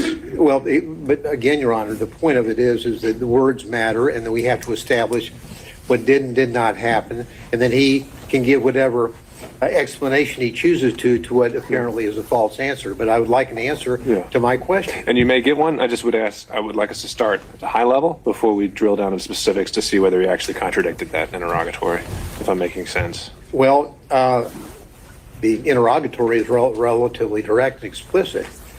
Sexual relationships with a person other than your spouse during the course of the marriage, including the period of separation. That's pretty simple. Sure. Let's see if that's something you can get him to admit. You did have sexual relationships with someone other than your spouse during the course of the marriage and during the period of separation, which included up to May the 30th, 2023. Isn't that correct, sir? My answer to this interrogatory is none. Is no. So you're saying... So everybody remember that. Because I'm telling you, this hearing is all over the place. That you did not have sexual relationships with anyone outside of your marriage, and the period of separation is during the period, then you're answering the question to this interrogatory, correct, sir? I'm saying during the course of my marriage, I did not have sexual relations to anyone, and this answer is no. Well, again, Your Honor, I understand. You can proceed, Mr. Gill. We need a yes or no. Let's just get down to it. did you or did you not, by May the 30th, 2023, have had sexual relations with Miss Willis, yes or no? Yes or no? Yes. Okay. So someone explain that to me. Like, why is it that he had to actually say Fanny's name for Nathan to say yes? He said no twice before he finally said yes.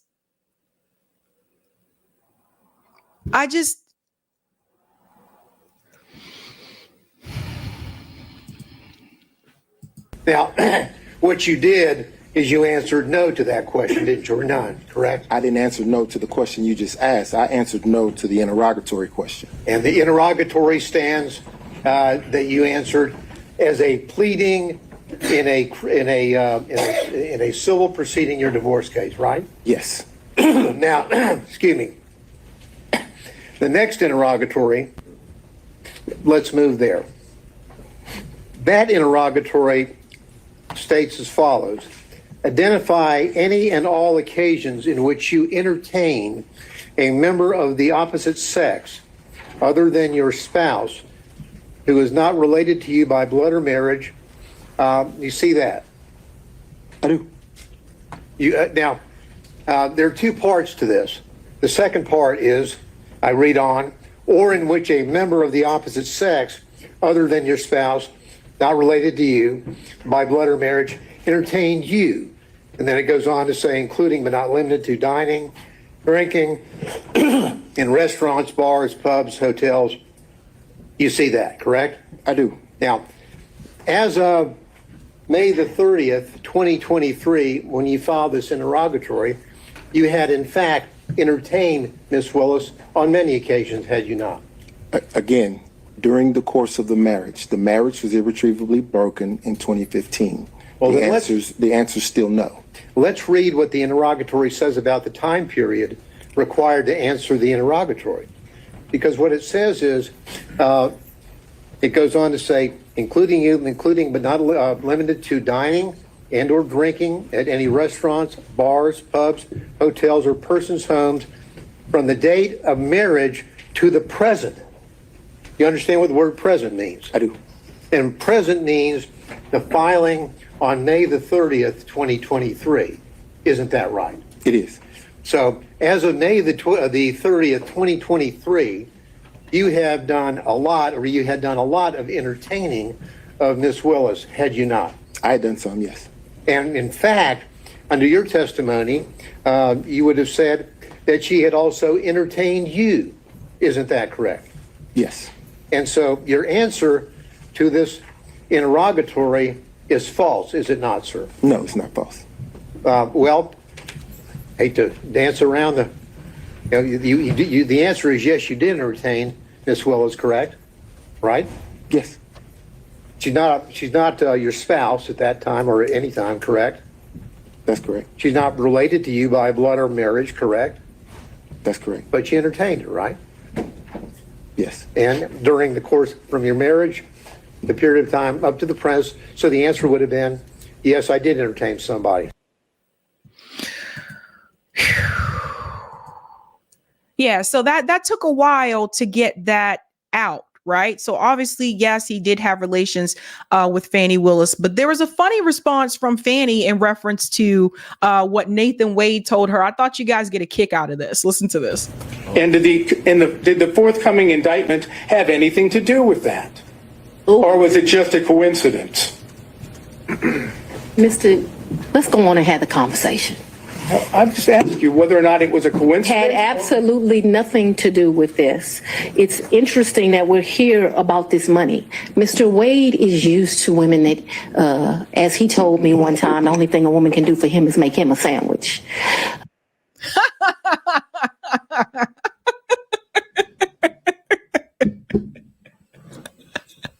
I'm sorry. It's funny. And some people were asking too, they were like, why was the judge not, intervening throughout this? Because there's some other moments too where I felt like in a typical courtroom, like the judge wouldn't have put up with like the back and forth that was happening between like Fani Willis and, the other attorney.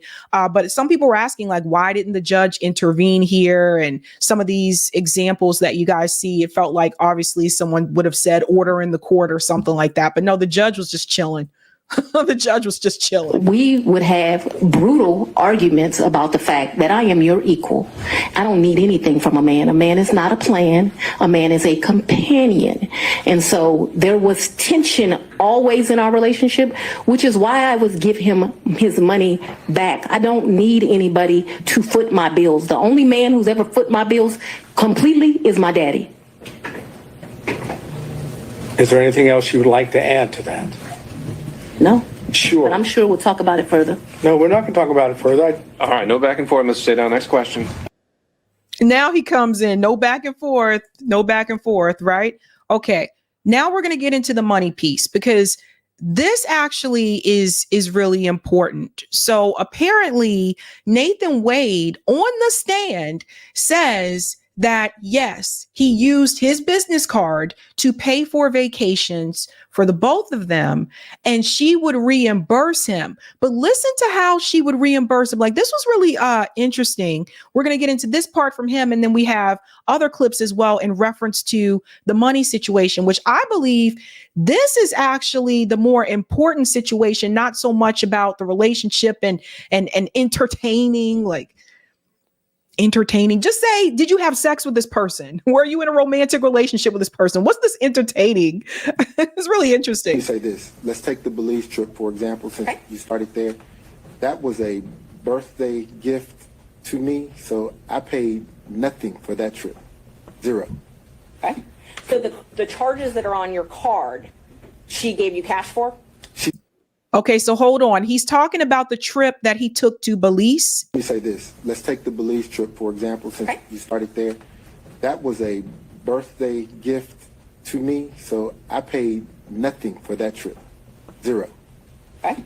So the charges that are on your card, she gave you cash for? She did. Okay. So all of the charges... Excuse me, Your Honor, the witness to finish answering the question. Oh, did you have more? I did. Okay. I wanted to get into the charges on the card, because so traveling with her is a task. You can probably imagine the attention that happens. So for safety reasons, she would limit her transactions. Imagine trying to walk through an airport or sit at a restaurant or do anything. So there's no attempt to conceal. It's a credit card. Everything is here. So. And that's not what I asked. Okay. What I asked was the charges for Belize in March 2023 on that credit card. Those are things you purchased to go with Miss Willis to Belize. Those are things that we booked with my card that she paid. Yes. Yes. Okay. So here's the problem. Using a company card, using the business card to book personal trips for yourself, regardless if she reimbursed him for that afterwards, that's not the point. A business card is used for business expenses, not for your private vacations that you take. You're supposed to use your own credit cards for that type of thing. You're not supposed to use a company card for personal items. So the way that he just kind of spoke about this as if this was no big deal, that in itself is a problem. That's a problem. Okay, so that's the first one. Now, we'll move on to this piece here, where he dives in a little bit more about how she was reimbursing him for these trips. And you guys let me know whether or not you think he's telling the truth here. And I think we have a poll too. Eric, I forgot to tell you, I think we have a poll. The March the 18th, 2023, to state the obvious, is before May the 30th, 2023. Will you agree with me on that? I do. Okay. So then you tell us that Miss Willis paid you in cash all the money for the entire trip. It was a gift for you for your birthday, correct? Yes, sir. And I'm sure you probably have the deposit slips where you took the cash and deposited the cash into your account, don't you? I did not deposit the cash in my account. You don't have a single solitary deposit slip to corroborate or support any of your allegations that you were paid by Mrs. Willis in cash, do you? No, sir. No. Pause. That's pretty interesting. If you pay for a trip, right? You got to pay for the accommodations, the hotel. They went to Belize, so airfare, all of that jazz. Those are the things you have to pay for up front. So I'm just going to guess, just going to assume with the flights and the hotels, I'm going to estimate, depending on how many days were there, let's just say roughly $1,000. So she reimburses him, let's say roughly again, $1,000 in cash. So you mean to tell me he's saying he didn't deposit the cash? Because if you deposited, there would be a receipt to show that cash was deposited. He didn't deposit the cash. So you mean to tell me he walked around with that much money all the time? The entire time while he was in Belize, he just had $1,000 on him, whether he kept it in the hotel room or not. Does this sound a little bit odd to you guys? And then also remember what she said about paying rent to her friend. She said, sometimes I would pay her in cash, but then I would also use Cash App because it was more convenient. Cash App has a paper trail. Venmo has a paper trail. PayPal has a paper trail. And obviously, if you wire money to someone from your bank account, that also has a paper trail. Cash has no paper trail, boo. Don't you guys find that to be just a little bit too convenient? It just seems a little weird to me. Let's go on. Not a single solitary one. Not a one. Now, when Miss Willis would pay you in cash, would you scamper down to the ATM with her and as she drew money out of her account to pay you these thousands of dollars? Mr. Gillen might scamper, but there's been no evidence that Mr. Wade does. I object to the phrasing, the argumentative nature of the question. All right. On that issue, overruled. Did you and Miss Wade scamper down to the ATM machine and have her draw out, for example, on the Belize trip, just on your payment would have been $2,794? Miss Wade? For clarity, yeah, thank you. Pardon me? Miss Wade and I didn't go to Belize. No, excuse me, Miss Willis, I'm sorry. Did you go down to the ATM with Miss Willis while she drew out $2,794 to pay you in cash that you did? Did you go to the ATM with her? No, sir. She didn't go to the ATM. She carried the cash. Oh, and so she would give you the cash. Did you have a little place in your house where you just stack up all this cash that you apparently got to repay you for these benefits that you bestowed on her? Well, Mr. Gillen, if I answered that, I'm putting myself in jeopardy. If I tell the world that I have cash someplace in my home, don't you think that could be problematic? No, I don't. Pause here for a second. So you guys believe, so she walked around with over $2,700 in cash in Atlanta? Because he said she didn't go to Belize with him. $2,700 in cash? I don't even have cash. If I went through my purse right now, there's no cash. I always said this before. If someone mugged me, they're going to be disappointed. Ain't no cash in there, boo. You might find lipstick. But ain't no cash in there. But walked around with that much money? Now, I'm not saying he has to tell them where he keeps cash in his home. I totally understand that. I'm not saying he does. But I find it very strange. She had no problem paying for her friend's rent using Cash App. But when it came to her reimbursing these trips that he paid for with his business card, which is already in the wrong, she would only use cash. Why is that? I want an answer as to whether or not you have a little cash hoard in your house where you have allegedly taken the money that you got from Mrs. Willis and went and put it somewhere. Where'd you put it? No, sir. Now, just put it on the hip and kind of walk around money? Did I put it on my hip? Yeah, just walking around money where you would spend cash yourself? Let me finish. Did I put it on my hip in Belize and walk around with it? When you got paid back, would you take the money, the cash that she gave you, and would you just carry it around with you for spending money around town? So we have to break down each trip because, for example, for the cruise, she paid me the money before we took the cruise. So I was here and I could put the money in my pocket or put it away wherever I wanted to do with it. Other trips, she would give me the money there. So at that point, I could either spend it or put it in my pocket or put it in the hotel safe. So Fanny was a little sugar mama. That's what it sounded. I think it sounded like to me that Fanny was a little sugar mama. It's Fanny giving him money for these trips and stuff. Because remember, he paid for it with his business card, but then she would reimburse him with cash, or sometimes, like he said, she would pay ahead of time. So it sounds like Nathan had himself a little sugar mama. That's what it sounded like to me. There's no special place that you would have all this cash that you would be getting from her that you've told us about to pay back for the benefits that you have bestowed on her. The only special place that cash would have gone would have been to one of my children. Okay. Now, are you aware, have you discussed these pleadings with Miss Willis? No, sir. So there's been no discussion between you and Miss Willis about the allegation concerning the benefits that you have bestowed on her? Is that correct? The phrasing, the benefits bestowed upon, I don't believe that's an accurate reflection of the testimony, and I don't think that's the appropriate question. I think overruled. You can answer the question. Okay. When you said proceedings, are you talking about the divorce proceedings? Because we were talking about the interrogatories. To that question, the answer is no. If you're go ahead. I'm sorry. Go ahead with your. Okay, and then it gets into that part that we've already played there about the about him finally admitting that yes, he did have relations with her. Now, this is Fanny's dad. So dad shows up into the room to answer also about the cash.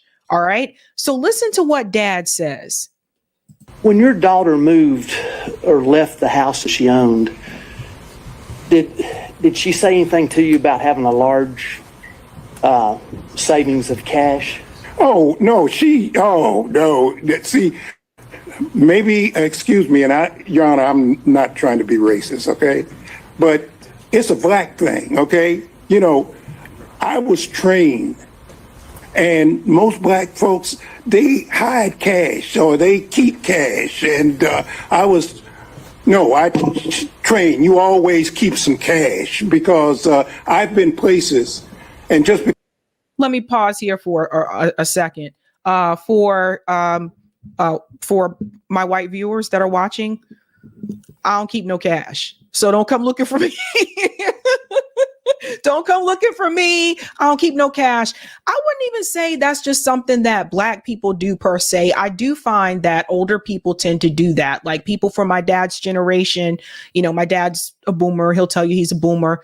And also people from my grandparents' generation, the silent generation, I do find that they're more likely to keep cash somewhere.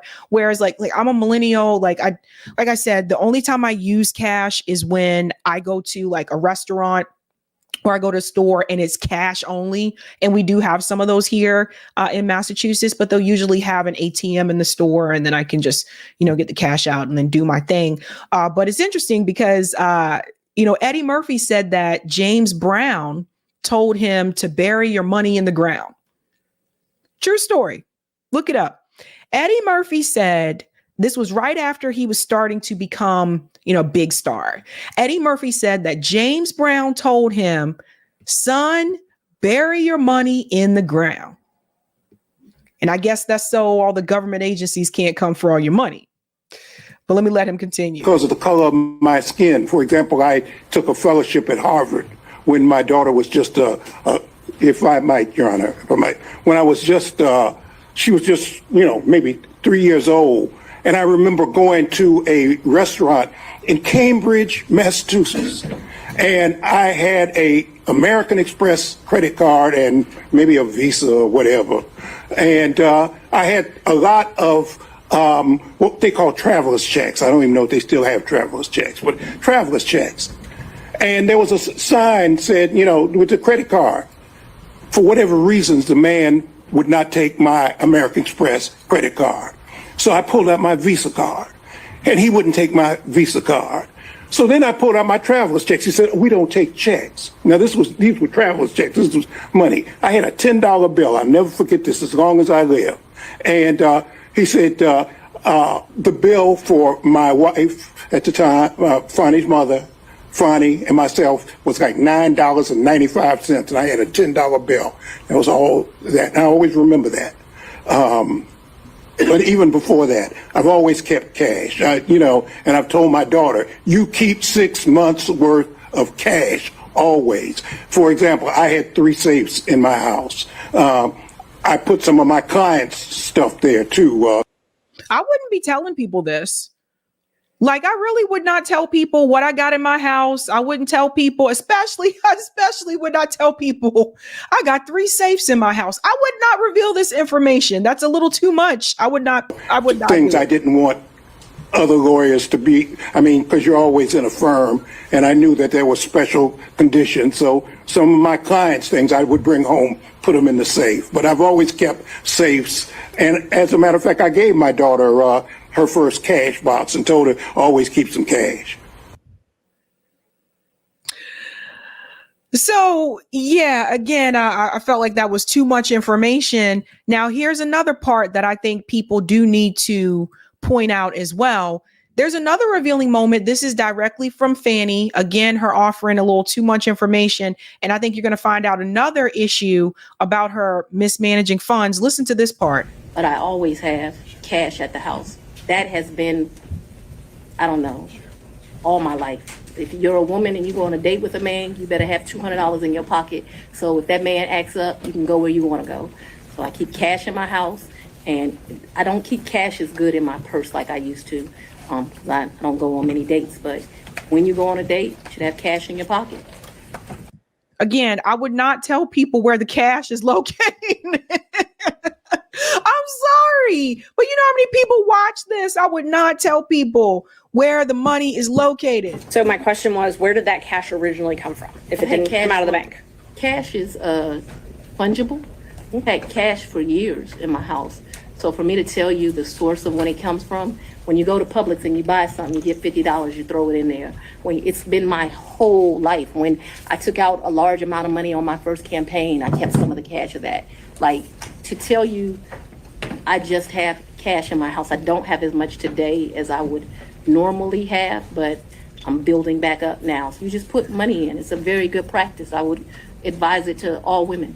So you can't identify when you came into this cash or where the cash came from? I didn't say I couldn't identify it. No, nobody gives me anything. I am sure that the source of the money is always the work, sweat, and tears of me. What you asked me for is, when did the money go in there? What I am trying to tell you is, so I got divorced in 2005 from my husband. No, it's important. You said, where did the money come from? And I need to tell you where the money came from. And so for many we're going to know, you know what, by the time this hearing is completely done, we're going to know more about Fanny than I think we wanted to know. And this basically turned into a segment of Days of Our Lives. Years, I have kept money in my house. That money in my worst days has probably only been $500 or $1,000. At my best days, I probably had $15,000 in my house at cash at all times. Again, I would not tell people this. Not at all. I wouldn't tell people that I had $15,000 like in my house or whatever. And it's just interesting what she said too. On her worst days, she had 500 or 1,000. Like, see, that's her worst, right? So for a lot of people that I know, they never have like $500 just lying around. So just think about that for a second. In my worst days has probably only been $500 or $1,000. At my best days, I probably had $15,000 in my house at cash. At all times, there's going to be cash in my house or wherever I'm laying my head. The money that you paid Mr. Wade, the cash, in October of 2022, you do not know where that money came from? I do know where it came from. It came from my sweat and tears. You know which job it came from. Did it come from Fulton County or did it come from a private job? It came from, what are you talking about? So it could have come from a private job because before I was DA, I was in private practice. So I earned money during that time period that's probably in there. It could have. Wait a minute. Let me make sure I got this right. Hold on. Because I think I missed the really part that's important where she told on herself. Yeah, I did miss that part. Sorry, guys, we have to go back. Always have cash at the house. That has been, I don't know, all my life. If you're a woman and you go on a date with a man, you better have $200 in your pocket. So if that man acts up, you can go where you want to go. So I keep cash in my house, and I don't keep cash as good in my purse like I used to, because I don't go on many dates. But when you go on a date, you should have cash in your pocket. So my question was, where did that cash originally come from? If it didn't come out of the bank? Cash is fungible. We've had cash for years in my house. So for me to tell you the source of when it comes from, when you go to Publix and you buy something, you get $50, you throw it in there. It's been my whole life. When I took out a large amount of money on my first campaign, I kept some of the cash of that. Like that right there. There it is. There it is. There it is. I hope you guys heard that right here. I told you I missed it. Listen to this. Guess where some of the money came from? Listen. It's been my whole life. When I took out a large amount of money on my first campaign, I kept some of the cash of that. So here's Fanny Willis telling you that when the money that she got from her first campaign, she kept some of that. What?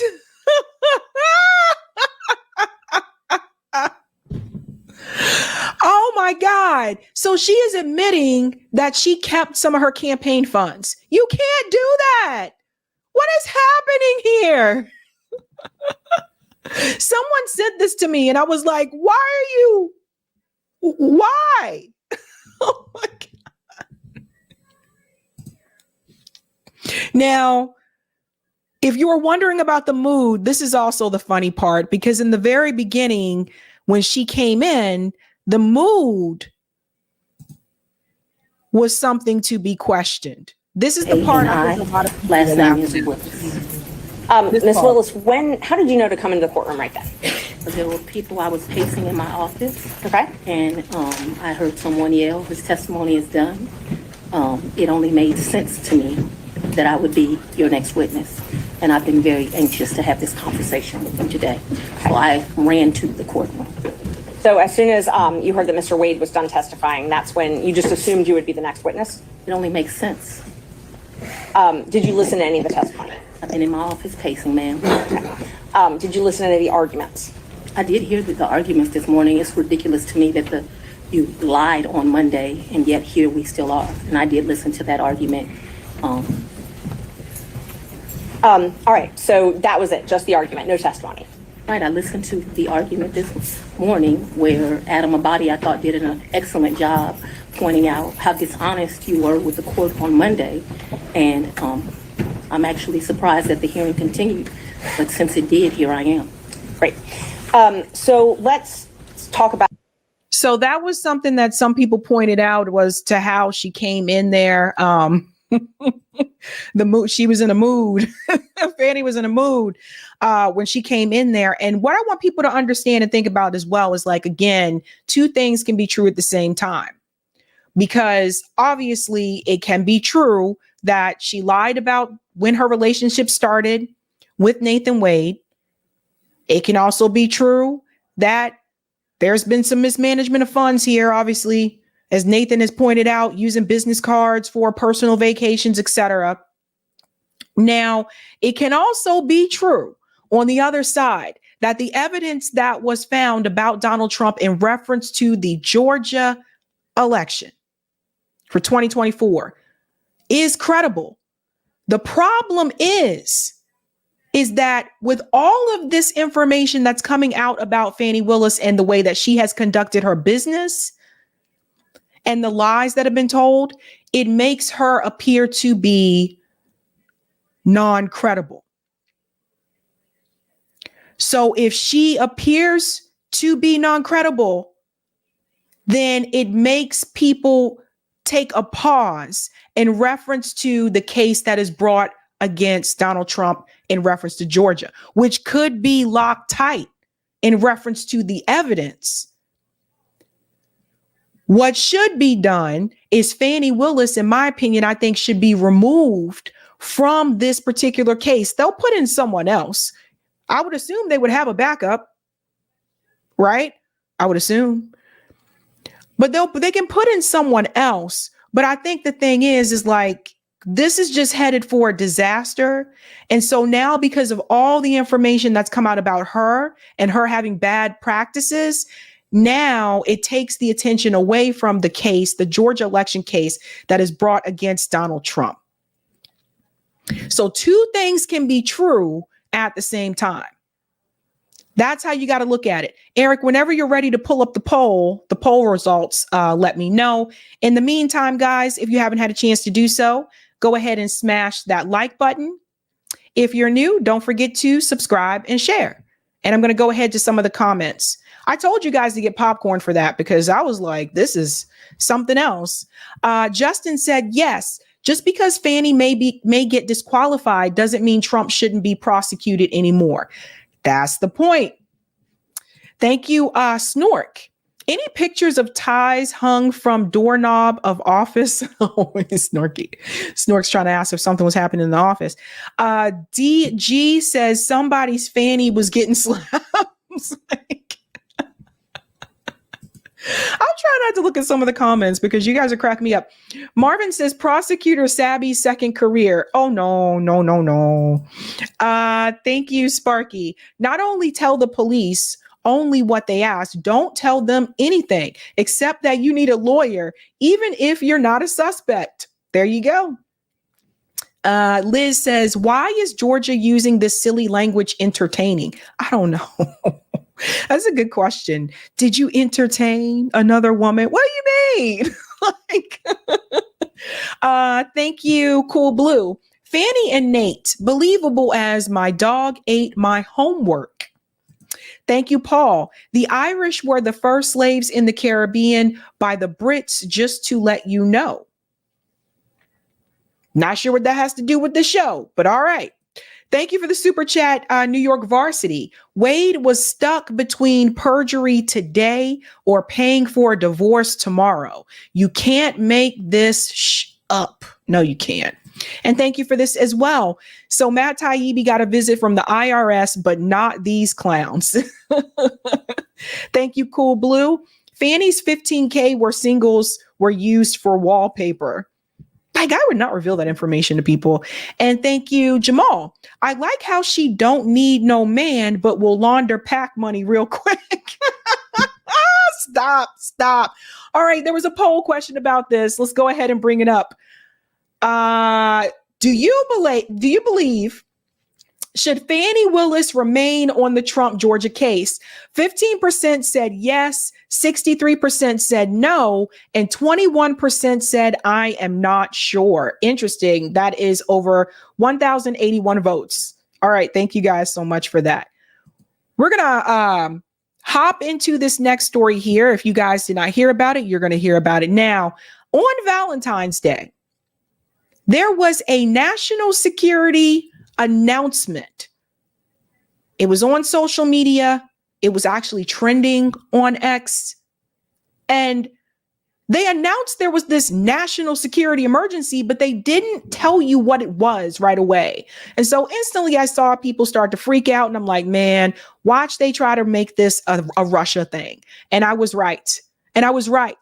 But first, let's go to that announcement that kind of like made people, squint a little bit. Shortly before you came out, Congressman Mike Turner issued a statement saying that President Biden should declassify intelligence related to a, quote, serious national security threat. What can you say about the threat and what the administration plans to do? So first, I reached out earlier this week to the Gang of Eight to offer myself up for a personal briefing to the Gang of Eight. And in fact, we scheduled a briefing for the 4 House members of the Gang of Eight tomorrow. That's been on the books. So I am a bit surprised that Congressman Turner came out publicly today in advance of a meeting on the books for me to go sit with him alongside our intelligence and defense professionals tomorrow. That's his choice to do that. All I can tell you is that I'm focused on going to see him, sit with him, as well as the other House members of the Gang of Eight tomorrow. And I'm not in a position to say anything further from this podium at this time, other than to make the broad point that this administration has gone further and in more creative more strategic ways dealt with the declassification of intelligence in the national interest of the United States than any administration in history. So you definitely are not going to find an unwillingness to do that when it's in our national security interest to do so. At the same time, we, of course, have to continue to prioritize and focus very much on the issue of sources and methods. We'll do that.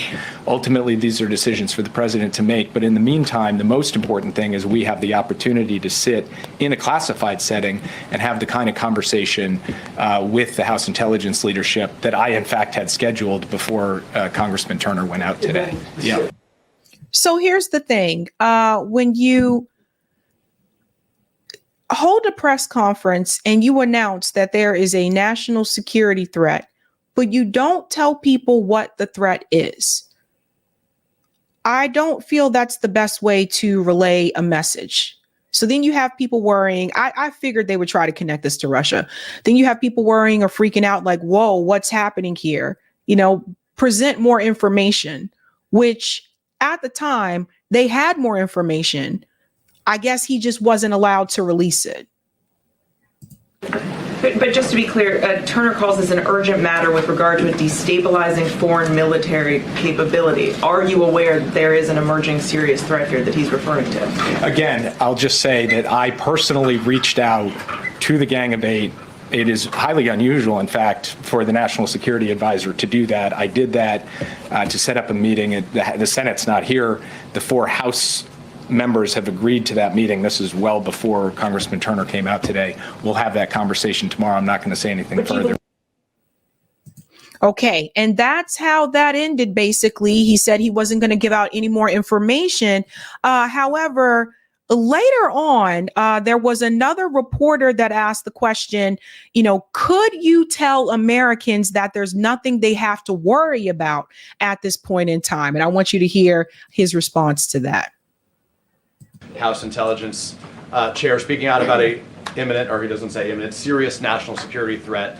The lack of your ability to say anything has the potential to raise distress for some Americans. In the simplest of terms, can you tell Americans that there's nothing they have to worry about right now in terms of what he describes as a national security threat? Look, I think in a way that question is impossible to answer with a straight yes, right? Because Americans understand that there are a range of threats and challenges in the world that we're dealing with every single day. And those threats and challenges range from terrorism to state actors. And we have to contend with them, and we have to contend with them in a way where we ensure the ultimate security of the American people. I am confident that President Biden, in the decisions that he is taking, is going to ensure the security of the American people going forward. You shouldn't be confident in the decisions that Joe Biden is making.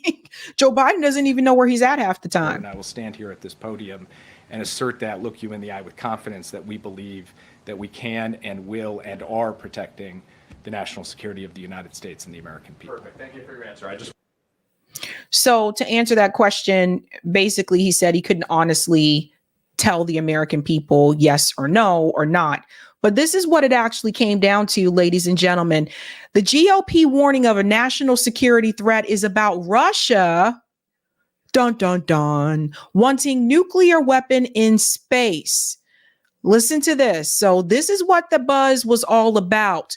President Biden's national security advisor and leading lawmakers on Capitol Hill sought to allay public concerns on Wednesday after the House Intelligence Committee chairman warned of a national security threat related to a destabilizing foreign military capability, so serious that Biden should declassify all information about it. 2 sources familiar with deliberations on Capitol Hill said the intelligence has to do with Russia wanting to put a nuclear weapon into space. Now, don't you guys think it's a little bit weird? Just a little bit weird, maybe too convenient, that this announcement is being made after that interview with Vladimir Putin? And it's not just this announcement. There's the announcement that came today about Alexei and Kamala Harris and Blinken. We'll cover this on Sunday. Kamala Harris and Blinken and Joe Biden and everybody saying, Putin killed this guy. They're out there defending someone who's a Nazi sympathizer. but they were silenced about Gonzalo Lira because he died in a Ukrainian prison. Don't you think it's a little bit odd? I just find the timing to be suspect. It goes on to say, this would not be to drop a nuclear weapon onto Earth, but rather to possibly use against satellites. Still, it is very concerning and very sensitive, said one source, calling it a big deal. While not addressing the subject directly, multiple members of Congress quickly described the issue as serious without stoking public alarm. We are going to work together to address this matter as we do all sensitive matters that are classified. That's coming from House Speaker Mike Johnson. But we just want to assure everyone steady hands are at the wheel. Steady hands from Biden? Okay. All righty. Representative Jim Himes, a Connecticut Democrat and the ranking member of the House Intelligence Committee, echoed that in his own statement, calling the warning significant but not a cause for panic. As to whether more can be declassified about this issue, that is a worthwhile discussion, but it is not a discussion to be had in public. Earlier on Wednesday, Ohio Republican Representative Mike Turner, the chairman of the House Intelligence Committee, said in a statement that his panel had made available to all members of Congress information concerning a serious national security threat. I'm requesting that President Biden declassify all information relating to this threat so that Congress, the administration, and our allies can openly discuss the actions necessary to respond to this threat. So that was the announcement made on Valentine's Day that threw people into a tizzy. And again, like I said, like they were going to find a way. I said, watch, they're going to connect this to Russia. Now, Joe Biden was actually asked about this and he did respond. Thanks to Hotspot here, says Joe Biden in the press teeing up the nuclear threat from Russia. Let's go ahead and these are two clips here. Oh, there you go. Do you believe that this is the beginning of a false flag operation? Is Russia preparing to deploy a dirty bomb itself or a nuclear weapon? I spent a lot of time today talking about that. Let me just say, Russia would be making an incredibly serious mistake if we're to use a tactical nuclear weapon. I'm not guaranteeing you that it's a false flag operation yet. Don't know. But it would be a serious, serious mistake. Okay, and then there's another part to this here. President Biden, do you have any comment on Russia deploying nuclear weapons into space?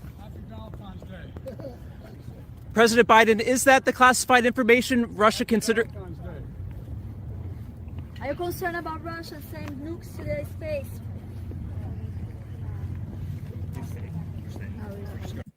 Again, I question the timing considering this is happening after that interview was announced. But here's something that's really interesting. You know, as much as they want to demonize Russia, Vladimir Putin made an announcement recently, actually, in this interview about who he would actually want in reference to Biden or Trump, who would be better for Russia. I want you to hear what Vladimir Putin had to say. As much as Joe Biden and Kamala Harris are demonizing him and Russia, listen to this. Who is better for us, Biden or Trump? Байден или Трамп? Байден. Он человек более опытный, он прогнозирует. He said Biden. He is more experienced and more predictable. You guys see that? Он политик старой формации. He is an old school politician. Но мы будем работать с любым лидером США, but we will work with any U.S. leader who the American people have confidence которому in. окажет доверие американский народ. Байден или Трамп? Байден. So you hear that? Interesting, huh? That Vladimir Putin would rather have Biden. So I have something else that's going to make you laugh a little bit here. At least I think it made me laugh anyway. Phi Capital Investments shared this and said this is probably the reason why he doesn't want Donald Trump. Watch this. This is funny. This is hilarious. So this was a meeting between Trump and Vladimir Putin.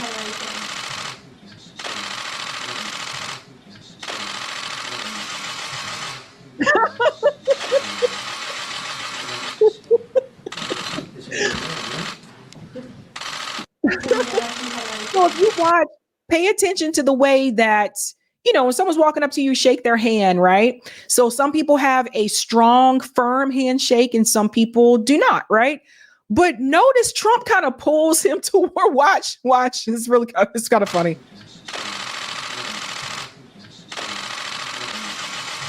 You see the pull right here? He pulled.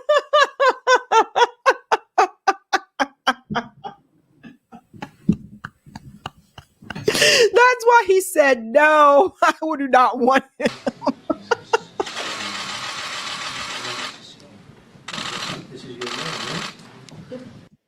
There you go. So it's interesting. Like I said, the Biden administration are making all these statements about Vladimir Putin and Russia, but according to Vladimir Putin, he would rather have Joe Biden. Interesting. Thank you for the super chat, Tony D. I am very worried for all of us. Chat, hang on, please. Yeah, I wouldn't get too, like, honestly, I would not get too worked up about it, you guys. Like, really, I don't know, man. I question the timing. I think the timing is a little too convenient. Like I said, right after that interview that Tucker Carlson had with Vladimir Putin, and we all know they were not happy about Tucker Carlson doing that interview, or they wouldn't be happy with anyone doing that interview with Vladimir Putin right now with the Ukraine war. So I don't know. Like I said, I think you'll be all right. Think we'll be all right. And I'm going to go to the final story here. This is about AOC choosing to go against policy. Before we get into that, if you haven't had a chance to do so, go ahead and smash that like button. And if you're new, don't forget to sub and share. AOC going against policy, someone who claims to be progressive. I keep telling you she's not. Someone who says that she's going to fight for progressive policies and progressive issues. Well, in a new interview with Jake Tapper, in a new interview with Jake Tapper, you're actually going to see who AOC has actually been shaping up to be all along. I told you, I believe that she's trying to follow the path of Nancy Pelosi. And in order to do so, she's going to have to pull away from her progressive policies and her progressive wing of the party. Remember, Nancy Pelosi, once upon a time, too, was for universal health care. And as time went by, she pulled away from some of those more progressive stances. So in this interview here, shout out to Case Study QB, you'll get to see what I think is the real AOC, which is who she's been shaping up to be, and what I think is going to help her in her political career, because she is not going to remain to be known as like this Justice Democrat. She's starting to break away from that. And I could see her almost becoming like a female Hakeem Jeffries, where she starts to become part of the more establishment wing of the Democratic Party, but still using the phrase progressive, even though she's not supporting those policies. Pay attention to this. And joining us now is one of the most high-profile members of the New York congressional delegation, Democratic Congresswoman Alexandria Ocasio-Cortez, also known as AOC. Thank you so much for being here. Appreciate it. Do we have the latest votes? We don't have those yet? Okay, so let me just dive into the interview. So President Biden won this district by 8 points in 2020. Now, former Congressman Tom Suozzi, a Democrat, is trying to get it back. But he's distanced himself from Biden. He didn't want his endorsement. He didn't want him to campaign with him. Do you think that's okay, if that's what swing battleground district Democrats need to do to win? Well, you know, I think our main prerogative is to win the House back. I know that former Representative Suozzi, he knows his district, he knows his territory. But I also think we can acknowledge the fact that we don't have to be afraid to be Democrats either. As you mentioned, President Biden won this seat by 8 points. That is not 1 or 2 or 3. That is a significant margin. And we also can run up the numbers with an enormous amount of enthusiasm, especially in a special election like this, which is really about a base race between the two parties, getting out your most enthusiastic voters, especially on a snowstorm like this. And that's with messages on everything from abortion rights to making sure that we're having just solutions and comprehensive solutions on immigration that don't also have to just be on the defense. pause here. The race that they're talking about, this is the race that was George Santos' district. We talked about Palit before. She is the woman that was a part of the IDF. I think I mentioned her to you. She's Ethiopian. She's very pro-Israel. She was an IDF soldier. And by the way, she lost. He did end up winning that election. So Mazi Pilip, the Republican running, has tried to paint Swazi as a member of the Squad, which is your progressive group. In their debate, Swazi distanced himself from you and the Squad. He said, for you to suggest that I'm a member of the Squad is about as believable as you being a member of George Santos's volleyball team, unquote.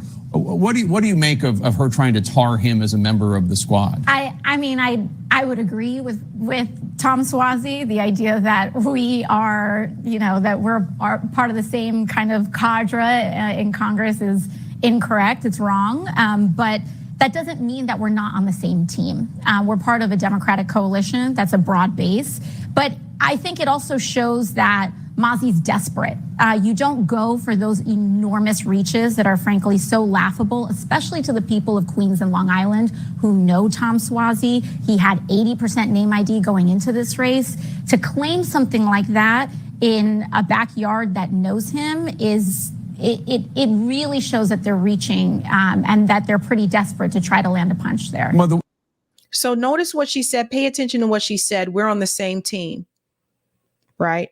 So they all are part of the Democratic Party at the end of the day. And even the Republicans, they may be part of a different party, but at the end of the day, both parties are on the same team. That's for corporations, Wall Street, the military industrial complex. At the end of the day, they all are a part of the same team. The way he's been campaigning is he sounds like a conservative Queens or Long Island Democrat. That's what he sounds like. He sounds conservative on the border. What do you make of that? And what do you make of the border issue as the last week has played out? And Republicans originally demanded border be added to the foreign aid bill, and then they didn't want the border compromise. That probably was too conservative for you, I would think. And now they're even rejecting to vote on the foreign aid bill. Just talk about the border part of it, and then we'll talk about foreign aid. Well, I mean, it's a gamble, but also this district is very complex. It's right here in our backyard in New York City. You have a district that spans parts of New York City and Queens, but also reaches all the way out to Nassau County. There are parts of this district that are quite conservative and parts of this district that are very, very progressive. And so to be able to thread that needle and try to achieve turnout is a very challenging it's a very challenging, feat to be able to accomplish. Now, I do think that we need to be careful to not demobilize parts of the Democratic coalition, especially young voters, voters of color, because you have to run up your numbers in places like Queens in order to help buttress against any evenness in Nassau County. If the bill that passed the Senate early this morning, $95 billion for aid to Ukraine, Israel, and Taiwan, if that were to be voted on in the House, which is a big if, because it doesn't sound like the Speaker wants to do it, but the Democratic leader, Hakeem Jeffries, your fellow New York Democrat, he wants that to come to the floor. If it came to the floor, would you vote for it? I don't think I could bring myself to vote for it. I think that the provisions in the bill from not just the border or not just the provisions that we see across the board, but especially when it comes to foreign aid, Pause for a second, because I want to explain what she means by not voting for the bill. Remember, AOC has been known to do this before, where instead of voting yes or no on the bill, she'll just vote present, right? Remember, she did that in reference to the Iron Dome when her vote actually could have made a difference. Remember, we talked about that before on this show. Wow, I can't believe I'm like in my third year of the show. But we talked about that before on the show where I said like the Squad votes in reference to the Iron Dome actually could have made a difference, and they chose not to do so. Same thing with the Capitol Police bill. Their votes actually could have made a difference. And of course, they chose not to do so. So just because she says she's not going to vote for it, that doesn't mean she's going to vote against it either. Sometimes some of these politicians will vote present to kind of save face. So that way they can say, well, I didn't vote for it and I didn't vote against it. And that way they can kind of remain, safe in Congress with their colleagues. So that way they're not shunned and they're still considered to be part of the team, so to speak. It's one of those tactics that they use every now and then. Rashida Tlaib has done it before as well. The increased restrictions on UNRWA funding, the UN refugee assistance funding, the complete lack of humanitarian aid, especially on the heels of this invasion on Rafah.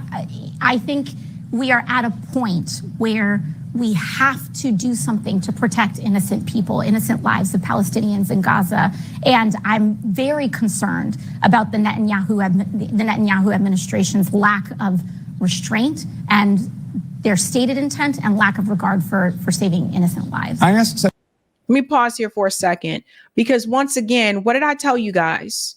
It's really easy to call out Netanyahu. Like, I've called out Netanyahu. Most people who are either left-leaning or to the left or whatever you want to call socialist, progressive, most people can easily call out Netanyahu.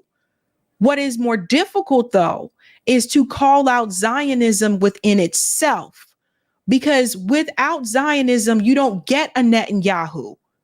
You see what I mean, guys? Like, instead of just pointing to that one person, sometimes you have to look at where the creation of that person and that ideology actually came from.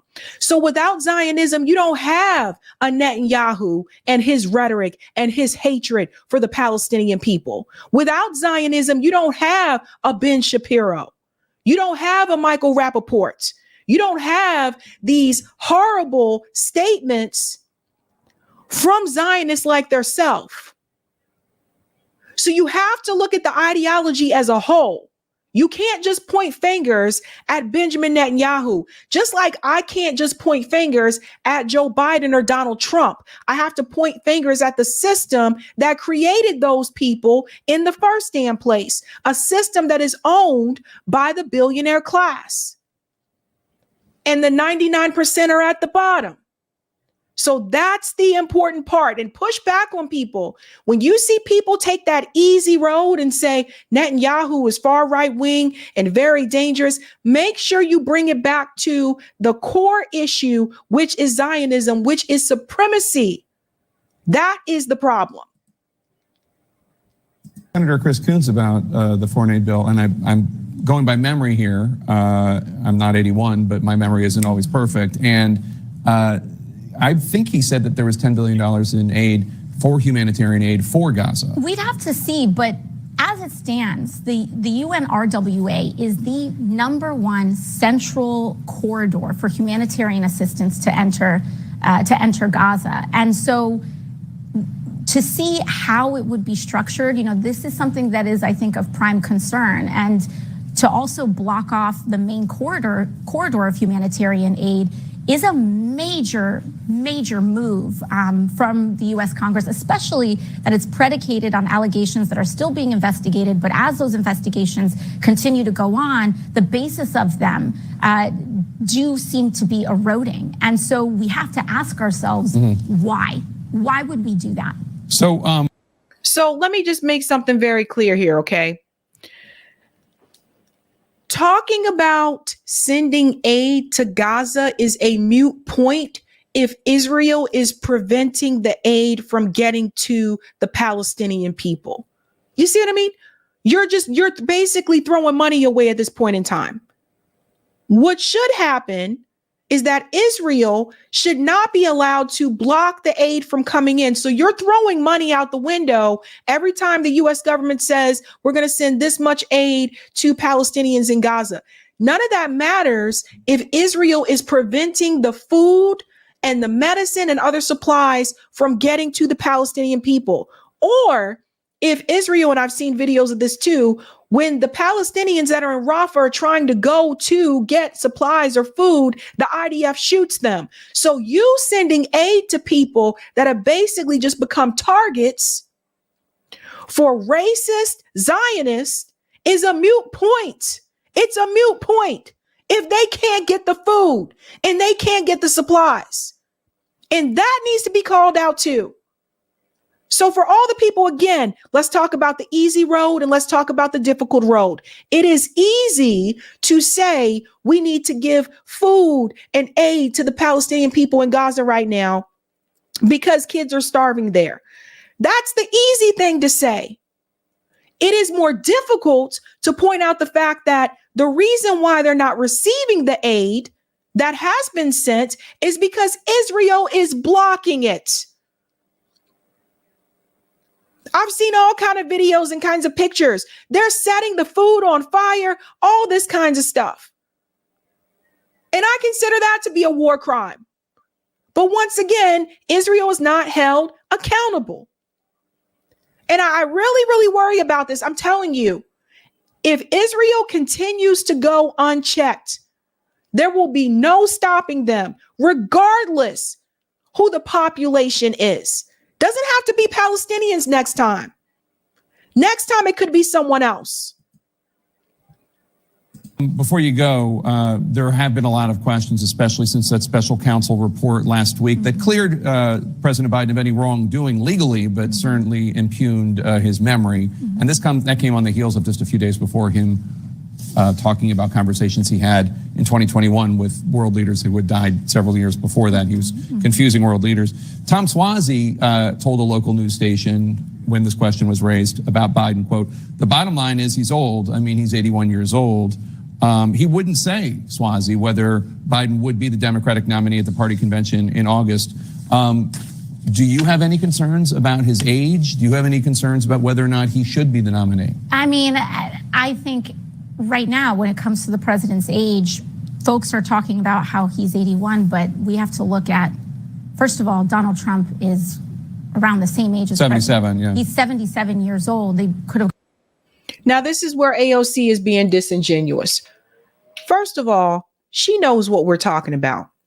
She knows damn well what Jake Tapper is referring to when he mentions his age. He's not referring to his chronological age. He's referring to his mental acuity, which AOC is very much well aware of. So why is she sitting here pretending like it's just about the number, right?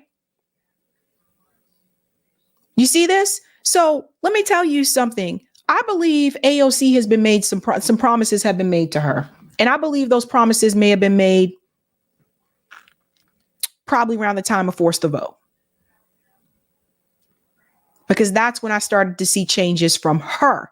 Like I said, when she first went in, she was protesting outside of Nancy Pelosi's office.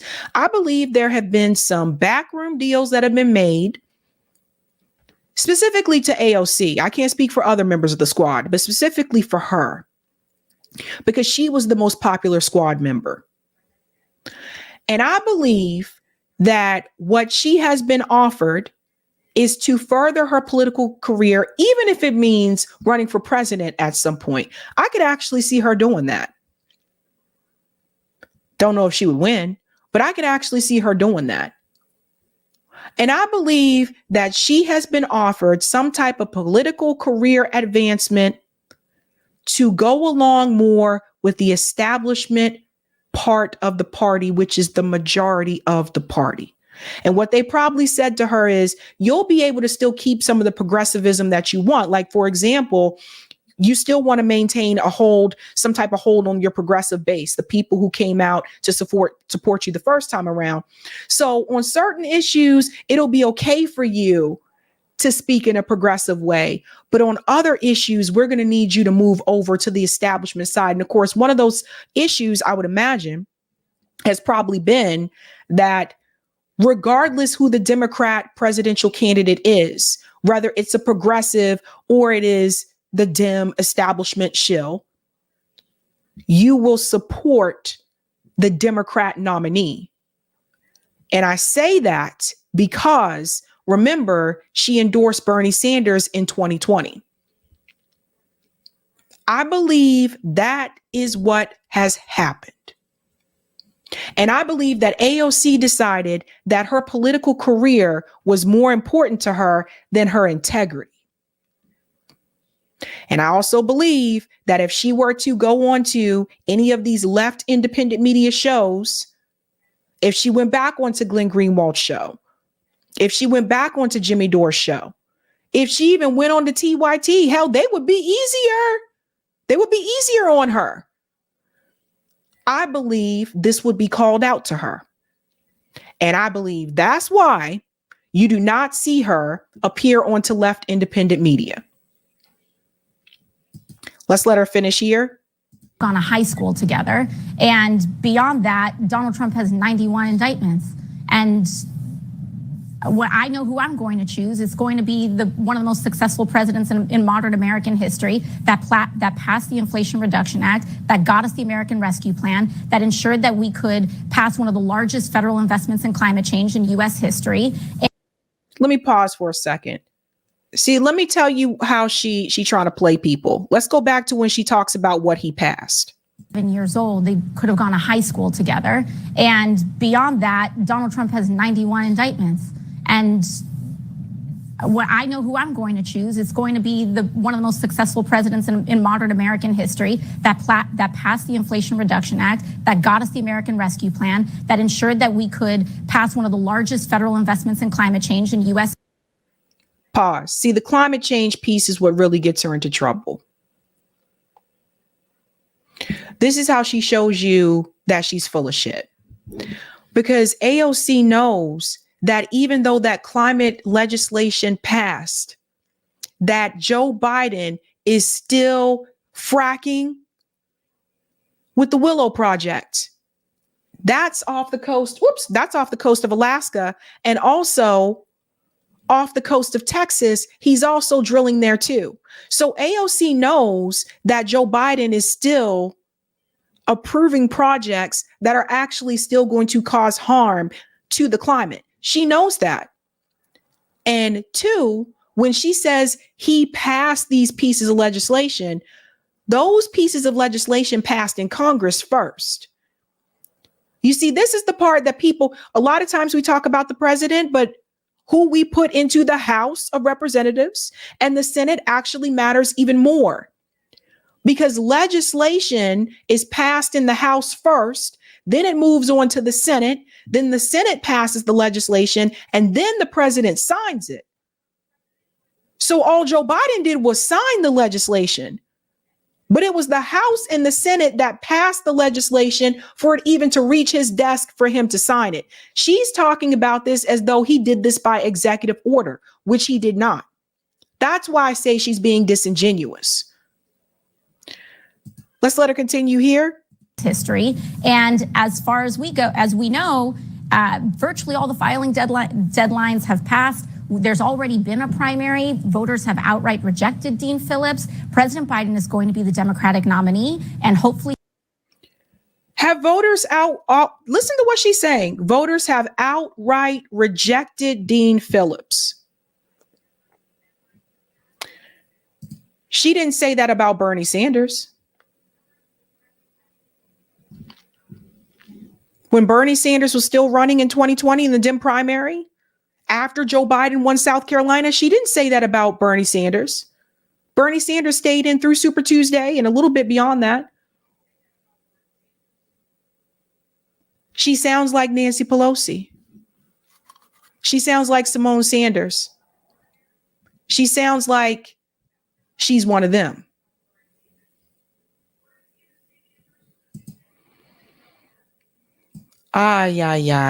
Rejected Dean Phillips. President Biden is going to be the Democratic nominee, and hopefully he'll be reelected as president of the United States. Are you worried at all about these challenges from the left? Jill Stein, Cornel West. I don't know where RFK Jr. is, whether he's left, right, or center, but there's a real fear that they could take votes away from Biden. That is real. Look at her. Before we get to her answer, I'm gonna mute this for a second. I want you to pay attention to her body language. Watch this. So this is the part where he asks, are you worried? You see that? Look at her body language. So you know what that is, right? She's annoyed by that question, but she has to answer that question.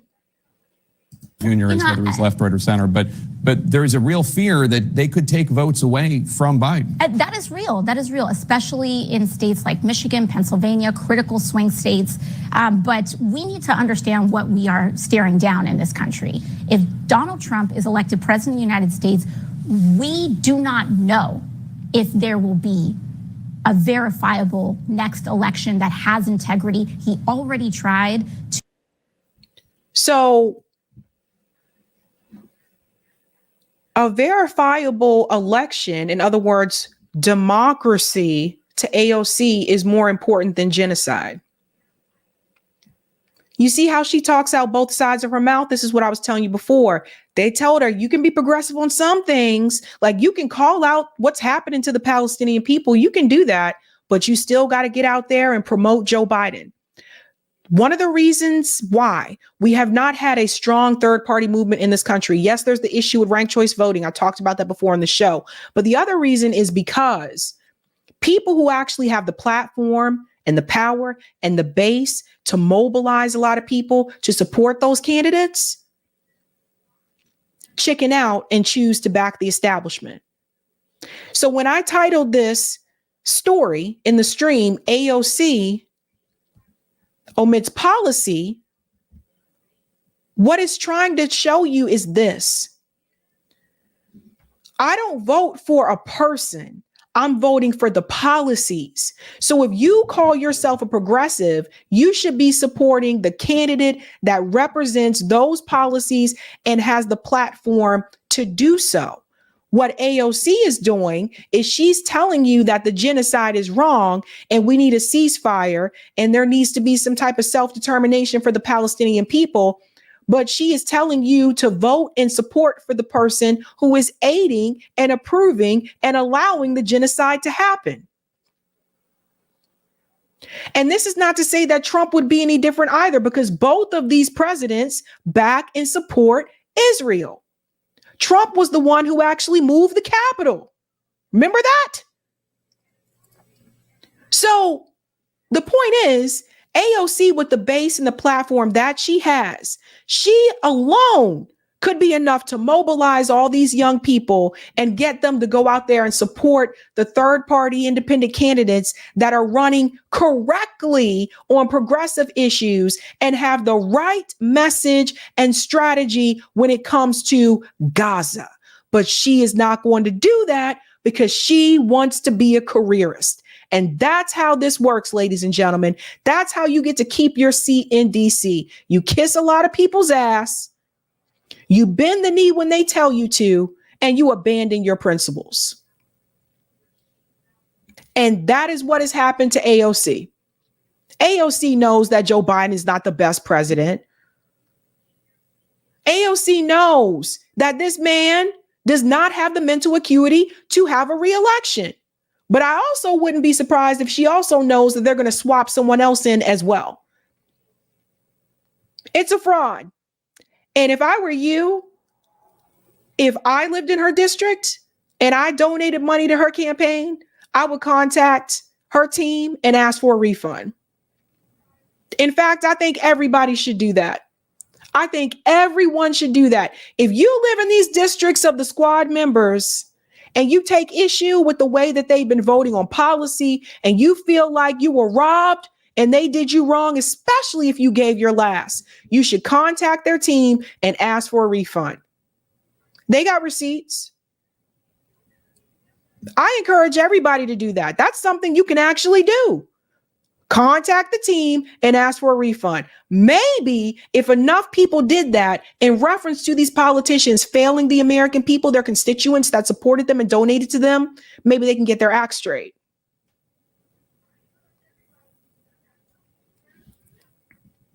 She'll finish here. We saw on January 6th, he tried to overturn the results of a presidential election by force, by inciting a riot. And I think we need to be very, very realistic about the grave impacts of a Donald Trump election. It is not a joke. It is not a game. We need to protect our democracy. And ideally, it's going to be on progressive values. Democratic Congresswoman Alexandria. You see that? We need to protect our democracy. Saying the same talking points as Nancy Pelosi, Hakeem Jeffries, the establishment Democrats. AOC is gone. And I tried to tell people about this, like, what's it been 2 years now? 2 years ago, because I saw where she was heading right after Force the Vote. And I saw how she was voting on legislation. And I said, look, she's going out that way. She's going out the door. And a lot of people continue to try to defend AOC. I don't know why. I guess these people were trying to get her to come on their show. Don't know. But I wasn't. Maybe that's the difference. I never contacted her team. I never invited her on my show. Maybe that's the difference. I actually wasn't trying to get access to her. Let's go to some of the comments here. Thank you, Sparky. The satellite nuke apparently was just somebody overheard a Russian say. You know what be neato, a satellite nuke? It'd be like me saying, Sabby, if we invented anti-gravity boots, it'd be cool. That'll be interesting. Thank you, Jay. When the deep state is losing control of the narrative, expect them to try and snap folks back to being scared of big bad Russia. And thank you for this, Sparky. A Russian satellite nuke is just in the idea stage. Of course it can be done, but they haven't even decided if they want to go through with it yet. Obviously, a distraction. Thank you for that. Thank you, Uncle Dutz. AOC is a fraud. That's it. Love you, Sabby. Oops, I'm sorry. I think I skipped over one. Oh, thank you for the super chat, Paul. I said it because the Irish have a point. Native Americans have a point. Native Americans, yes, constant whining of African Americans. Get over it. I don't know what you're talking about, Paul. But if you're going to tell me to get over, oh, wait, there's a follow-up to this. Thank you for this as well. I'm Irish, been in the West Bank. I want to know, have you done anything for Native Americans? Don't sit on your high horse. Have you done anything for Black people, Paul? Paul, have you done anything for African Americans, Paul? How about you answer that question, Paul? Because I fought for all people.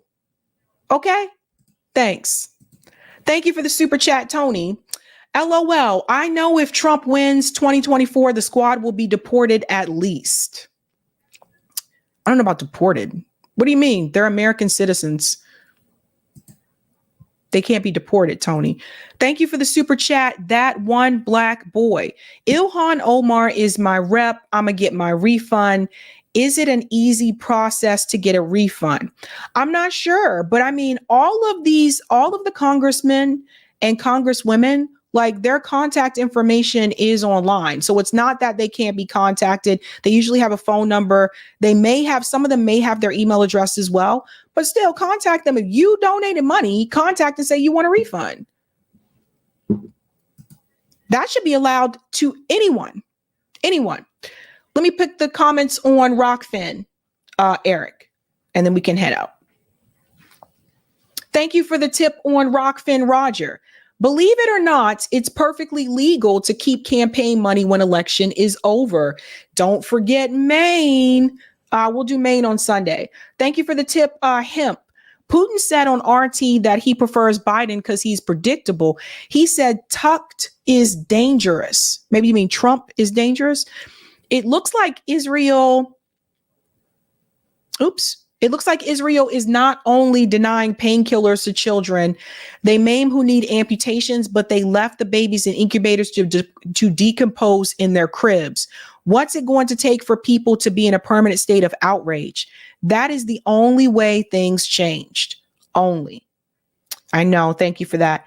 And thank you for this tip, Roger. 2020 CARES Act, which she railed against, but voted for anyway, 8 months before forced the vote, was turning point. Oh, I forgot about that. That's a good point, Roger. Thank you so much for that. All right, guys, that is it for me tonight. I will be back live on Sunday. And thank you for this super chat, Borgie. AOC and Taylor Swift should do a podcast. Don't give them any ideas. Don't tempt them. All right, guys, time to head out. Thank you for hanging out with me tonight. Have a good weekend. I'll be back live on Sunday. Other than that, have a good night. Keep up the fight.